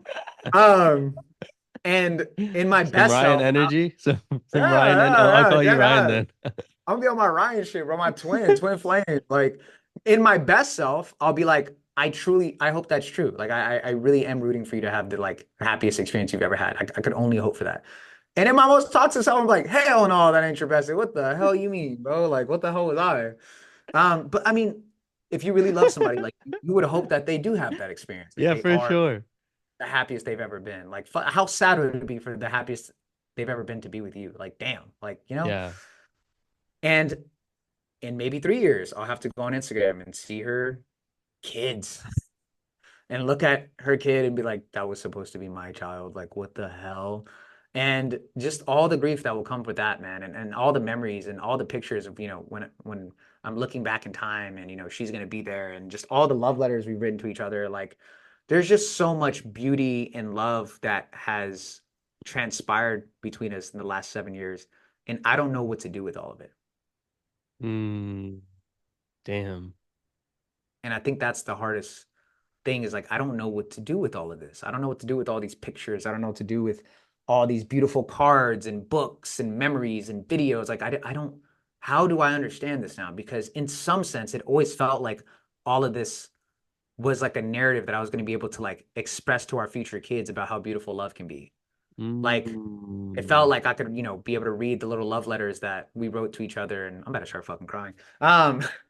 Look at the little love letters that we wrote to each other and have our kids be like, damn, like mommy and daddy like love the shit out of each other. And look at it always just felt like that's sort of what it was like moving towards. And now I just don't know what to do with all of it. And that's something I'm sure I'll figure out later. But there's just there's a large chunk of my heart that will forever be Breeze, and Damn. that's a hard thing to sort of move forward, continue on with, I guess. Uh, So yeah. Thanks for sharing. That's very poetic. And just like what do you think it's possible to still show your kids as a sign of love that you've felt in the past and of, you know, I don't know. That would be interesting. I That would be very interesting. I've heard stories of like people like going through their dad's things and like finding old love letters from like old flames. I Yeah. mean, it's so interesting what Bree said to me. I thought was very interesting recently. I'm assuming she went through my shit. I don't know how she knows this, but she was like, it's like I would leave her here a lot. I have a box full of all my love letters that I've ever received, and I'll always keep that box. I'll never throw that away. All of Bree's will forever be in there as well. And she was like, "Oh yeah, you still have all of I'm like, should I say a real name or um Is she gonna beat whatever your the ass first too?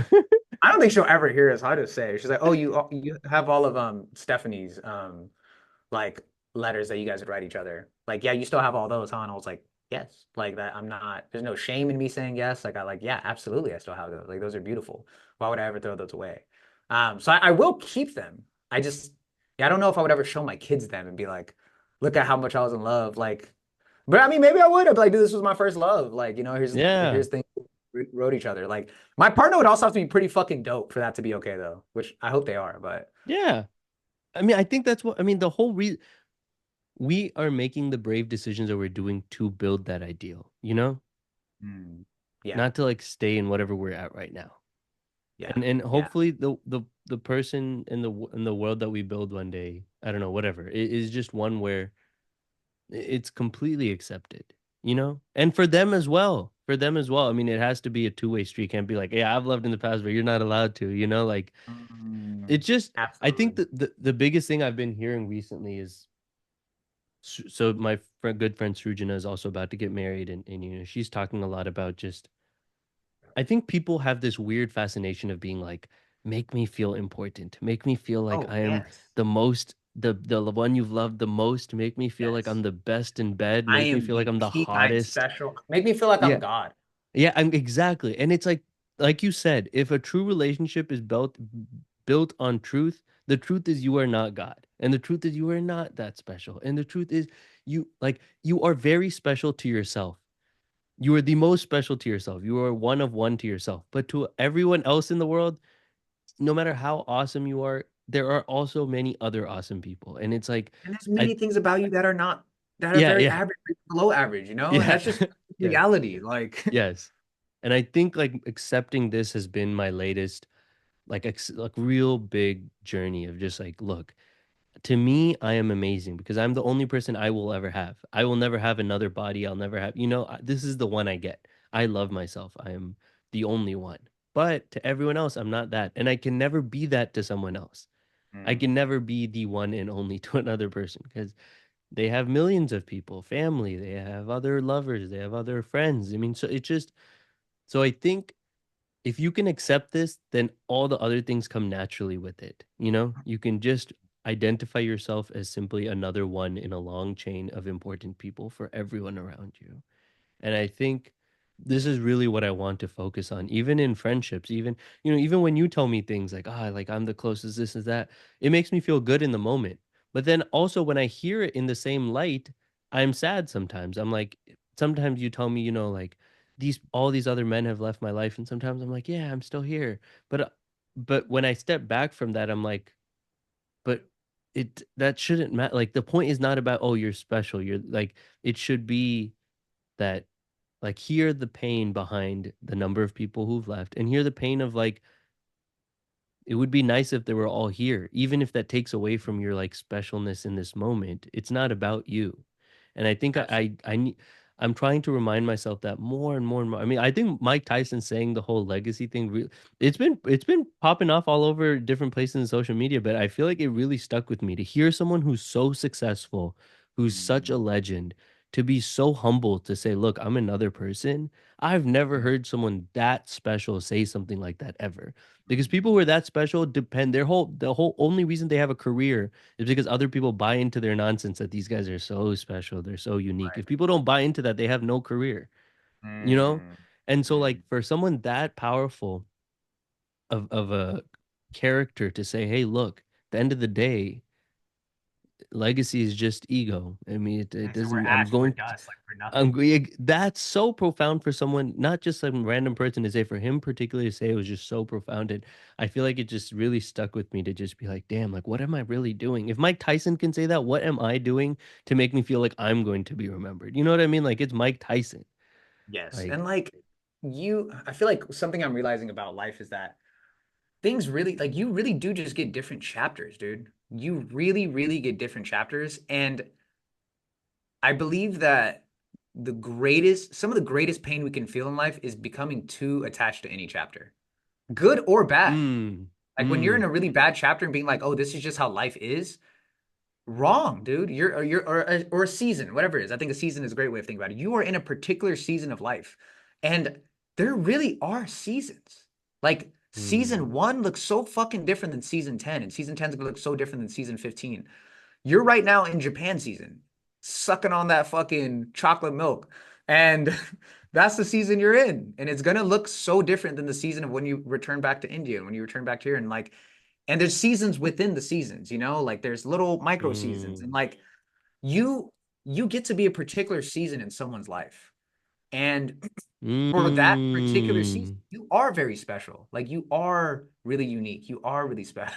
That's a bar. That's my bar dance. That's a bar. That's a poem right there, man. That's a beautiful poem. You are simply another season in another person's life is so fire. Absolutely. You are a season in someone else's life. And in that season, Mm, you are special, truly. But this happens in so many things. Mike Tyson's season was when he was a boxer, like in a really unique way. That was his time. And even the fame he has now, the glory he has now, will never be that season ever again. He's never going to be the baddest man on earth in that particular way. And all of these celebrities, I think of Little Pump as such an interesting one. Like he had his time where like, a year or two, people were like hella like, oh, Little Pump is hard as fuck. People were talking about him everywhere. J. Cole wrote this like crazy song, where he pretty much was telling him like, you're hot right now, but like you're not going to be hot forever. Like I'm the type of person that's about to have a long ass season. Your season is just going to be very short. But I think oftentimes when people are in their seasons, they don't embody the idea of this too shall pass. They really don't. They're like, mm, this is going to be forever. Like I'm gonna be the top right. And now, like he's in a sense, I mean, I could call him a bum. I mean, he's more famous than I'll ever be, but still, like he's not what he once was. And I don't know if he ever really drank in that season. And so with each person in your life, there was a season where I was extremely special to Bree. And my season is past. It's ended. And there's going to be a season where someone else is extremely special to her in a way that I will never, ever, ever understand. And I mm. think trying to reinvigorate my season when it's done, like it's done, let it go, like it's over. Just appreciate what it was in the moment, which it was. It's taking away from the natural progression of life, similar to how the leaves on a tree need to decay and die so that new leaves can be born in the fall and in the spring. The leaves of your seasons with people need to wither so that new leaves can be born, and that's just the fucking progress of life. Hanging on to anything Damn, is just going to kill the tree, and that's damn. just that's just the reality of it. So yeah, we are all, decay and dust, but we also just all get our own season where life is really, really beautiful and people come in and come out. So I don't know. I think that's just a way of how it goes. I want to actually read. This is a weird ass transition, but I have a line I wrote. It's the ending line of this poem that I would like to say, which is that I think that the reason people don't let go of seasons when they're meant to is because they're afraid to regret Mm, and they're afraid of what's on the other side. But I've been working on this idea that you and I have talked a lot about recently. I finally gave it a term. It's called the regret paradox. mm. uh, which the regret paradox essentially goes: if you do not risk regretting something, you will regret it. You do not The risk only way to regretting. not regret Is is to be willing to regret. mm, By trying to not regret, you will regret. And that's the regret paradox, is that by avoiding regret, you begin to live regretfully. Um, And so the last line of this poem I wrote that I'm still finishing. Uh, and I think about, my breakup, and it's written about that. Where the hell is it, brother? All right, it's not coming up, so I'm gonna just have to say it off top. Um, You memorized it? I think I have it memorized. Take your Anyways, it time. goes, oh, here it is. When my blood Nice. fades to mist, when my blood fades to mist, I know I'll regret not regretting this. Mm. Blood fades to Tight mist shit. is fire. That's Tight beautiful. shit. When my blood fades to mist, I will regret not regretting this. I I know I'll regret not regretting this. Mm. I was really looking forward to the friend and end line. That's not the one you're. Shut the fuck up, dude. That's that's that's not the one you're gonna say. No, let me No, find but that the masterpiece, bro. Friend and end. Where did I say that? That's that was the hilarious. last bar. That was the last two to close off the masterpiece. A man isn't brave when he puts fear to an end. A man is brave when he makes fear his friend. Hey, that's actually a bar, not gonna lie. It's a bar. That's actually a bar. Like That's actually it's a a bar. bar. No, Like no, no, that's a bar. That's it's just the end and friend part, but what you're saying is fire. No, but honestly, one miss to blood to miss is fire. I have a funny story on regret. You want to know it? It's pretty funny. I yes. have one regret in life. And so far, I have Ooh. one big one. I wanted to take this girl to prom. Her name is Emily. She was so cool and she was bad too. But she Thanks for was adding that. she was she was younger than me though. And I at that point was so like all I thought about was like image and perception. I was like, oh, do I really want to go with the girl younger than me? Like, what if I get flamed? Blah blah blah blah. So I was like, no, I can't take her. So I took another girl. And it was cool and it was fun with the other girl. But I mean, I really regretted not taking the Emily. It would have just been amazing. I mean, we also were just good friends. It was just like fun. And I really regret making a decision based on what I thought others would think when I clearly would have had a way better time. And so Mm, recently I reached out to her and I was no like, way. yo, Is she just still like, cool and bad too? she's still bad. I don't know how cool she is, but she's still definitely bad. So I reached out to her and I was just like, yo, it was actually funny. I made a Twitter for like 2 weeks to just reach out to some people because I was just like, You're I didn't hilarious. have any other way to reach out to those people. So I made a Twitter. I reached out. It was Did you nice. make a I got profile it. pic? I did. I did. Hella funny. But okay, so I um messaged her and I was just like, yo, like, I just want to let you know, like, I still carry you with me. I hope you're doing well. And she's like, oh, this is so wholesome. Thanks. And I was like, I'd love to get in contact. So long story short, we had like had a thing quickly back then. But then like I don't necessarily remember, but then we like stopped talking. I think I started talking to someone else, but she like liked me. It didn't end very That's amicably. crazy. So I don't think Uh, she didn't like me too much. So I reached out to her now after, and then like 2 years ago, I randomly like ran into her at she worked at my eye doctor place. She like worked there. So oh, she was like doing my eye doctor. So it was really I random to run into her. And then okay, so then I messaged her and then so I was like, hey, like I'd love to get in touch after she was like, oh, this is so wholesome. And I was like, I'd love to catch up. And she was I'd like, love to "L- touch. That's no, crazy. I said I'd love to catch up. And she was like, she literally said, lol, nah, not interested. Thanks. Oh, I was like, no I was like, way. no, I was so hurt. I just responded. I was like, thanks for communicating though. I was like, thanks for letting me know. But it was She just needs to so hide your funny. ass. She That's was like, she hit me with crazy. the lol no. I was like, She put you damn. in the boiler. That's Yeah, insane. she said lol no. I was like, damn. That's crazy. After that's all so wholesome. I was like, damn, you really played me. How do you What a switch up like that? That's so I don't interesting. know. You Crazy. definitely just also have like a bad rap amongst those people, huh?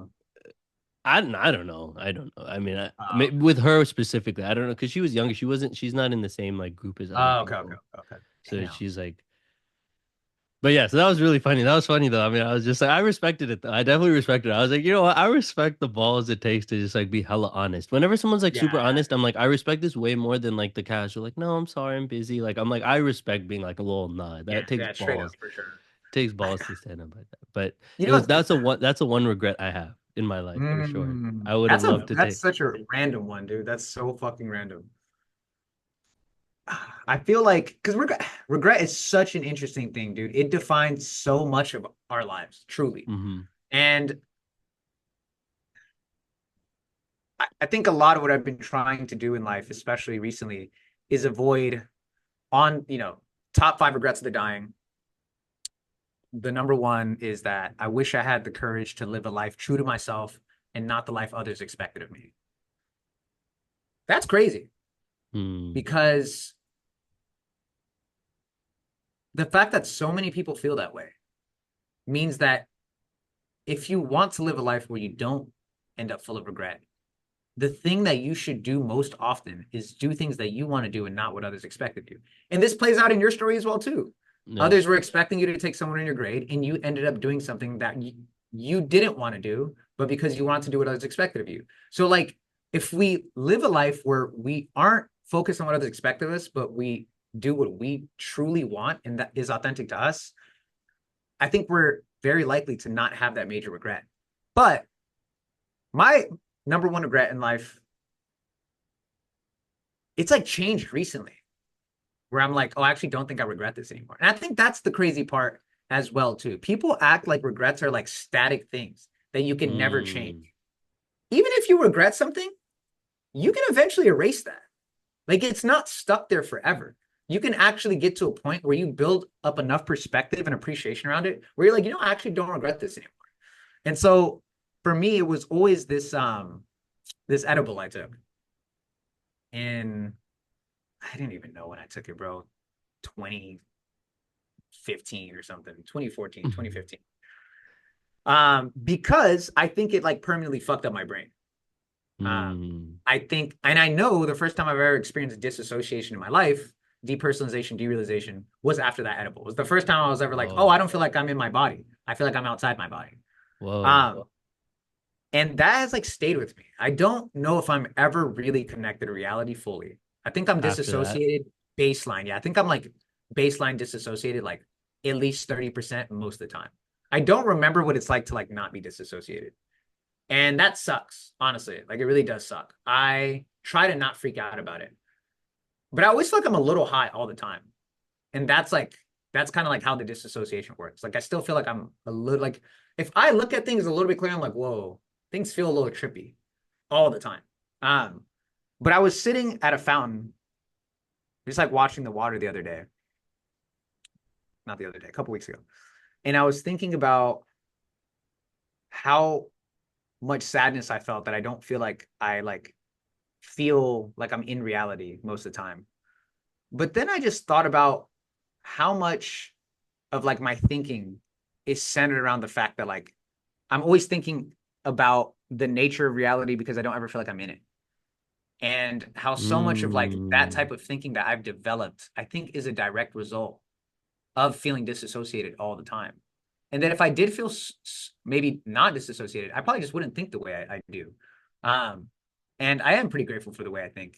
And I like the way I think because it's allowed me to sort of build up this kind of psychological immunity towards, I think, the difficulties and, slings and arrows of life. So when I thought about it in that sense, and when I thought about, I'm not disassociated, I've just been given a new lens through which I see reality.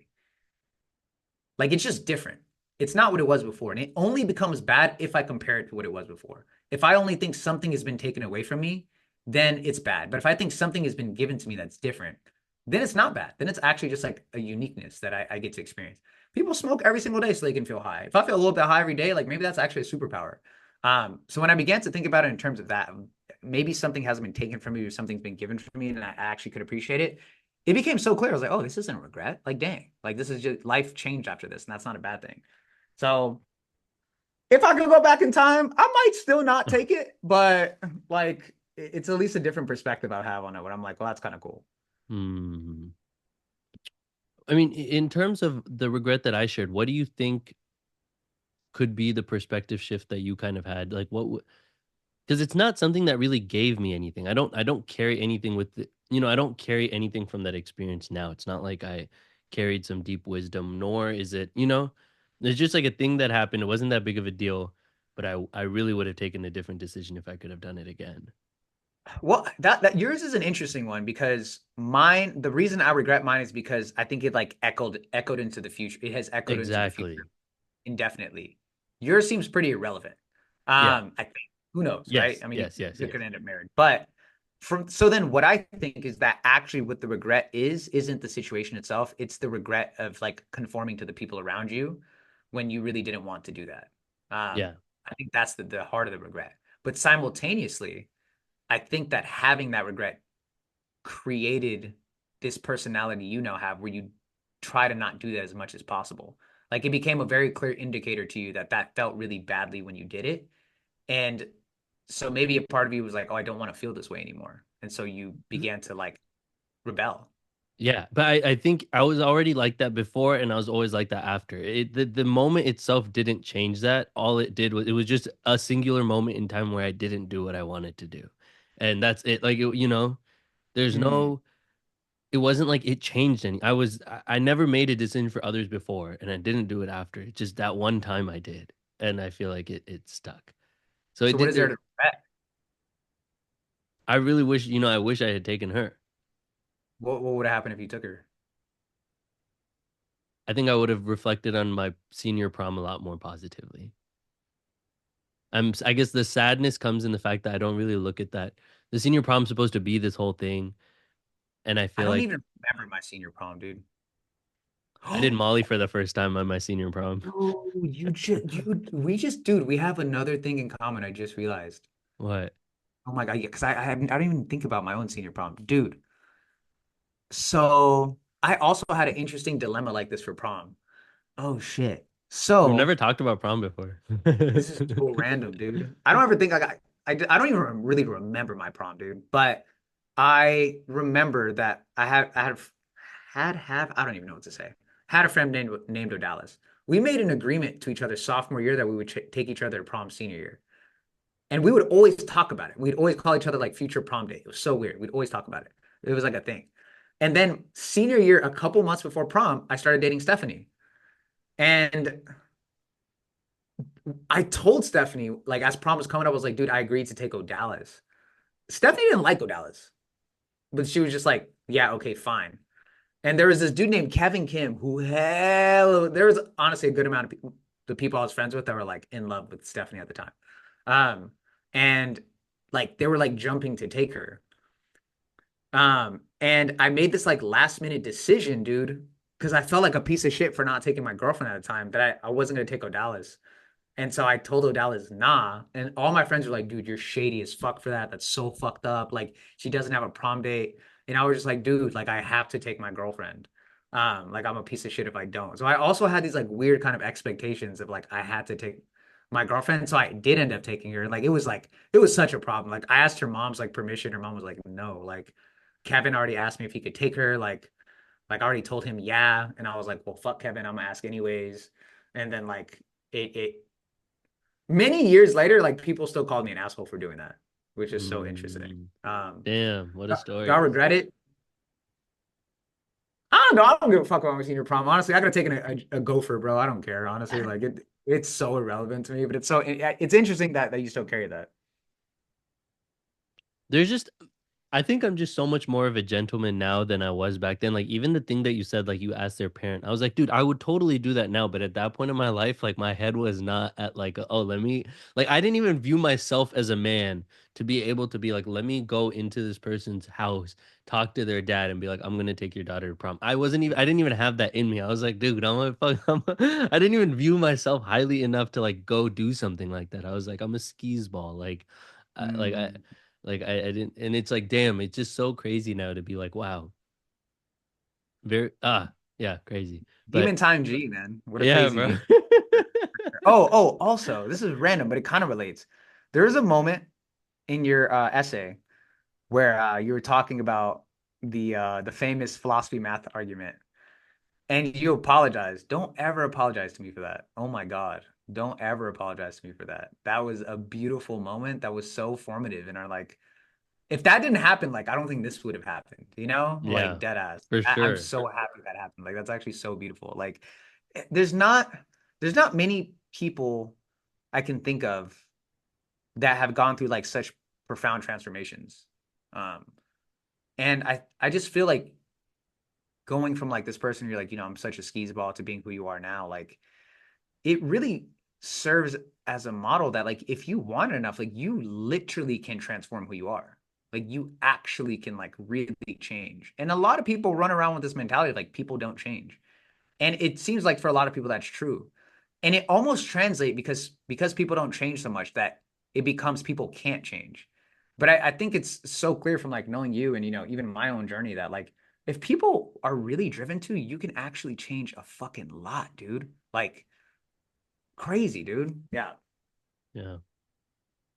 Thanks. Thanks for saying that. Yeah, I mean, that conversation, yeah, I mean, damn. I mean, you were talking about seasons. I mean, isn't that crazy that that was a season in our life where, I mean, where you lived in Crossroads, I lived in Crossroads. I still remember you and Gonzo pulling up to my birthday hella late, like, but y'all had this fresh ass fit. Y'all walked in.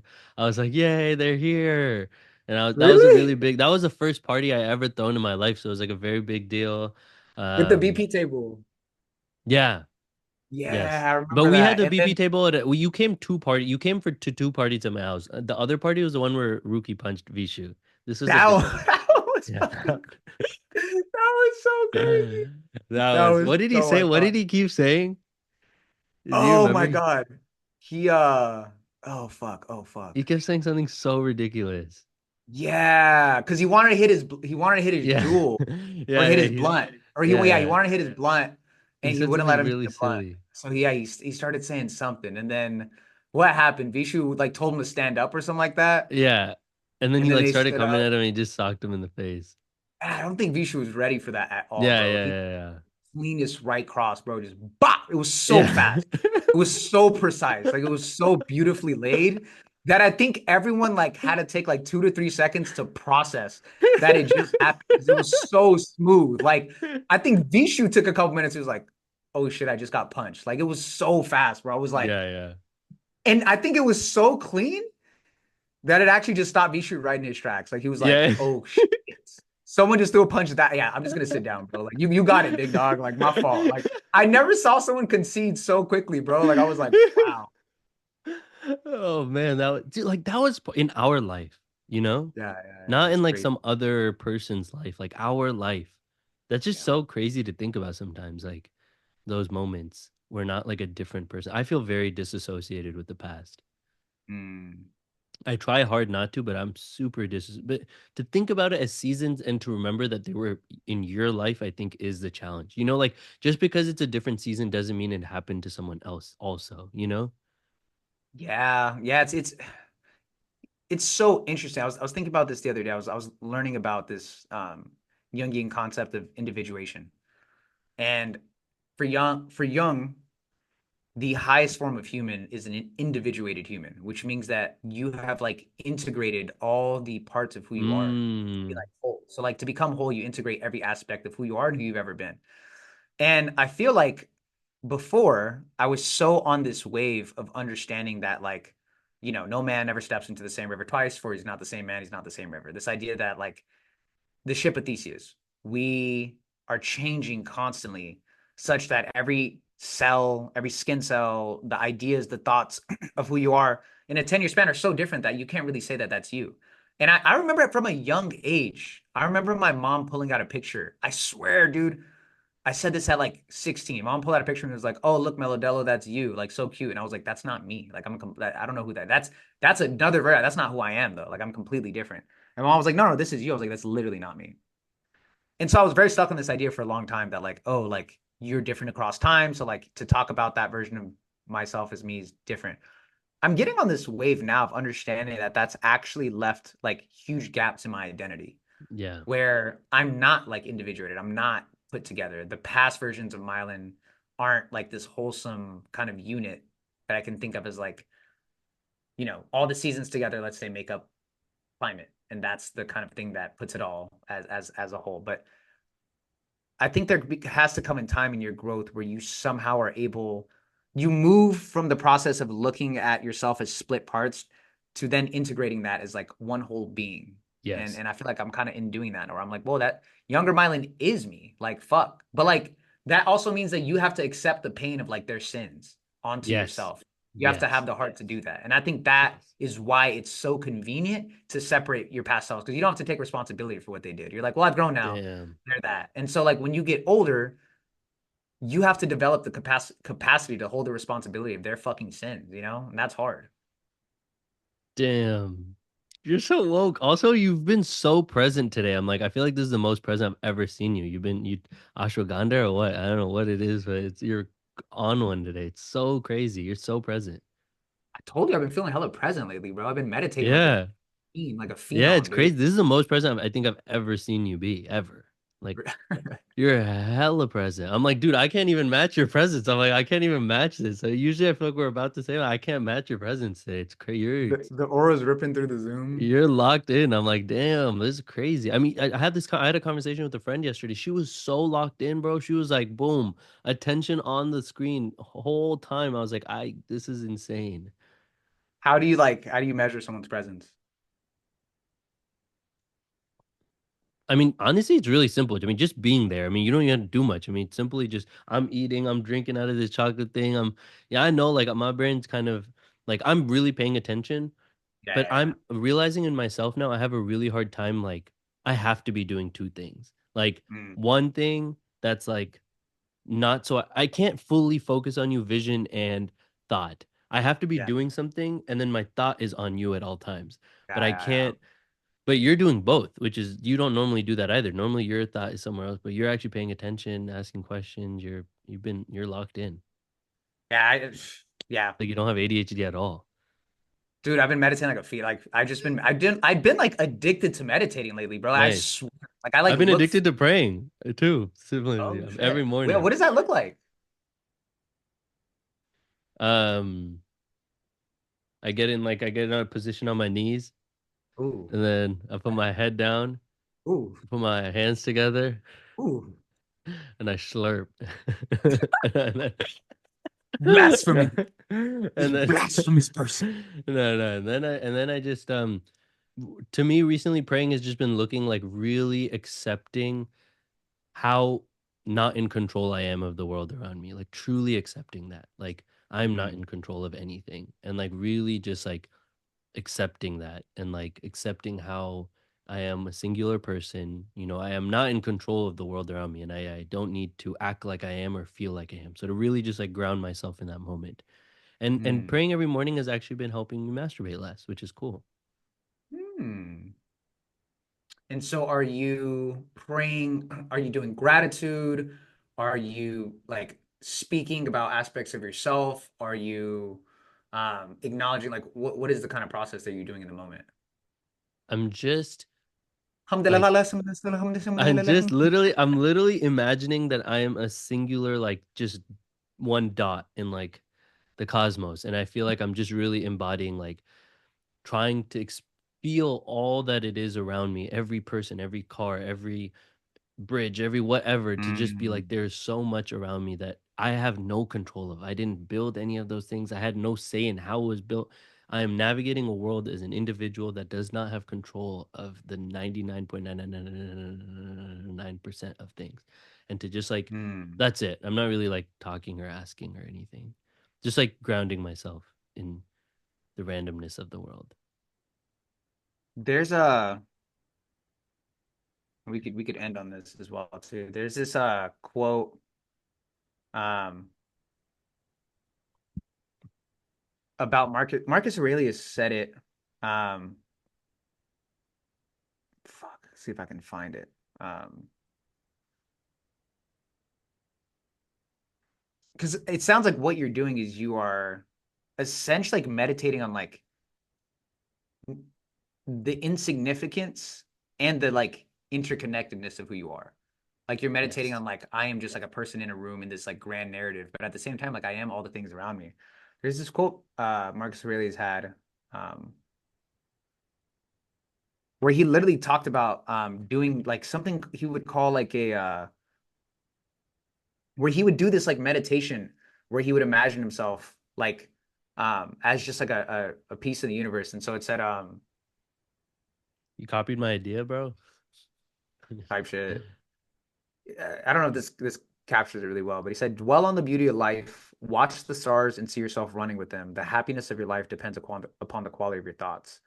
Um, that's part of it. But anyways, I just remember learning about this type of meditation he would do where he would imagine himself as like a little dot in the universe, and think about it. And it sounds like that's like Nice. exactly what you're doing as well too, which is pretty Yes. fucking tight.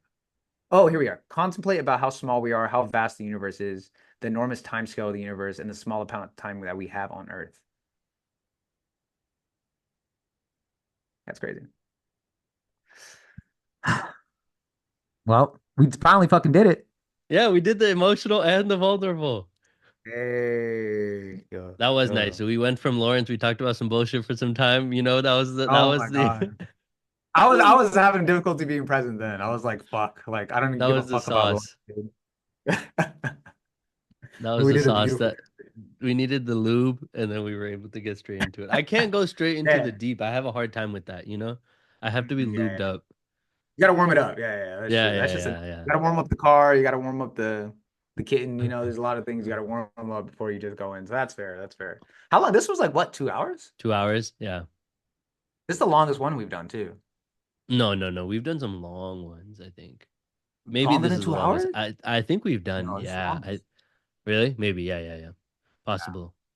But I feel like Thanks we've for done I listening, can boys and think girls. dude, it will be cool that I mean the when you gave that season analogy to view these, thank you for you're definitely the one who kind of pushes let's record. You've been pushing it for some time, so thanks. But I feel like it'd be really cool to view these as like seasons. I mean, if we're able to do this for 60, 70 years, like to really be Sure. like, damn, like damn, that would be crazy. I actually want to go back, dude, and like find the one where we were talking about the breakup last because I literally remember. But then the reason I remember is because I remember thinking like, did Bree see this? Um, and I remember her telling me she did listen to it, and I was like, oh fuck. So I'm just so curious now, like, what was I saying, dude? We also like don't title them very well. Yeah, yeah, sorry, because I only oh, sorry. I don't post it until way later. I'll try to post as soon as I do, and then Okay, this is definitely our longest one for sure. What did we say? Oh no, we got an hour 44. Oh, 2 months ago. That's not. Oh, but you only posted it 2 months ago, but it was like that's what I'm lingering, saying. Yeah, like yeah, a couple I'll do a months. better job of that. I'm trying to figure out which one we talked about. SF to DC. No, that's Silence Thy Mind, Mexico City, Costa Rica. No, it had to be before that. SF to DC was when so it's after that. Our first It's one. Why is the first one here? Okay, videos. Wait. it's after SF to DC. Oh, is it? Yeah, because I you broke up with her after I got to DC, about a month or two after I got Oh, to this DC. is when you moved to DC. Yeah. Bro, we've been doing this for 3 years. Yeah. That's fucking That is crazy. That is crazy. so crazy. Heartbreaks and prom dates. That's Yeah, what it yeah, was. yeah. No, no, no. Wait, wait, Heartbreaks wait. and prom dates. Yes, that's when you came. Yes, that's when you came. Heartbreaks and prom dates. That's the one it Yes. was, bro. Oh shit. This is crazy. I'm totally gonna listen to this, dude. Hello. Welcome to Two Birds, One Mic. Hey, You hear so that? lit. That's so lit. That's crazy. 42 people watch this, dude. That's insane. Wow. How beautiful, man. 3 years of doing this. That's actually really, really beautiful. I feel very, very grateful for that. That's crazy. And, speaking about future partners, I'm also just like, I mean, I don't know. Whatever future partner we have, if they really fuck with us, I imagine they'll listen to a couple of these. Yeah. Like, that'd be kind of fucking insane. I hope they don't listen to all of them, but Yeah. even listen to a couple of them Why? would be so Why? All of great. them be lit. I don't know. I wouldn't even listen. If she had a podcast, I don't even think I'd listen to all of them. I'm like, fuck, that's just maybe I would, who knows? Unless But they found it, unless we found them really interesting or they found us really interesting. you know who really likes our podcast, dude? Kayla. Aw, Like she that's really sweet. fucks with it. But then when she said how she fucks with it, it felt like a backhanded compliment. She was like, "Yeah, I don't really agree with most of the shit you guys are saying, but I like your guys' chemistry." I was like, "Okay." No, that's fair. I mean, I feel like that's Yeah, I was like, totally "I'll take it. fair. I no, I'll take I'm it." so dude. I feel like we are not saying anything to make someone agree with us. Yeah, yeah. It's all about, I mean, I think when I look back at it and I listen to them, look back at it, pause. When I look back at the podcast, I feel like the times when we're laughing hella are like I like find myself like laughing a lot as I listen to Yes, them. every time. Dude, also I just want to get on that pause note. LaMelo Ball got fined for saying no homo. Guess how much he got fined? Guess how much he got fined? 50K. $100,000. Oh. hundred Said no thousand dollars. homo. He said no homo got fined $100,000. After people still say no homo, that's crazy. I don't know, but 100,000 is crazy. 100,000 is, I mean, to him, I guess not, but wow, that's insane. Damn. No homo. Don't say it anymore. Yeah, don't say it Yeah, anymore, bro. You're getting fined out of your mind. crazy. Shit. Yeah. But so what if pause gets canceled too? Can't pause, bro. What am I gonna do? Fit 25K. Pause. Don't say pause. A crazy one people been saying is no Diddy. That's been a wild one. I haven't heard that No one. That's Diddy. funny. Ray, you ever heard no Diddy? Oh my No, I God, don't that's a know crazy Diddy. one, That's dude. crazy. People be like, yeah, bro, I'm about to throw on like, I'm about to do this. This is no Diddy. I'm like, oh my God. You know who I think started that dude? Ryan Garcia. He was the first one I heard say no Diddy. I was like, that's wild. That's funny. But I love you, man. This was a great conversation. I love you too, brother. Till next time. See you later. Two 6 months bird, later. one mic.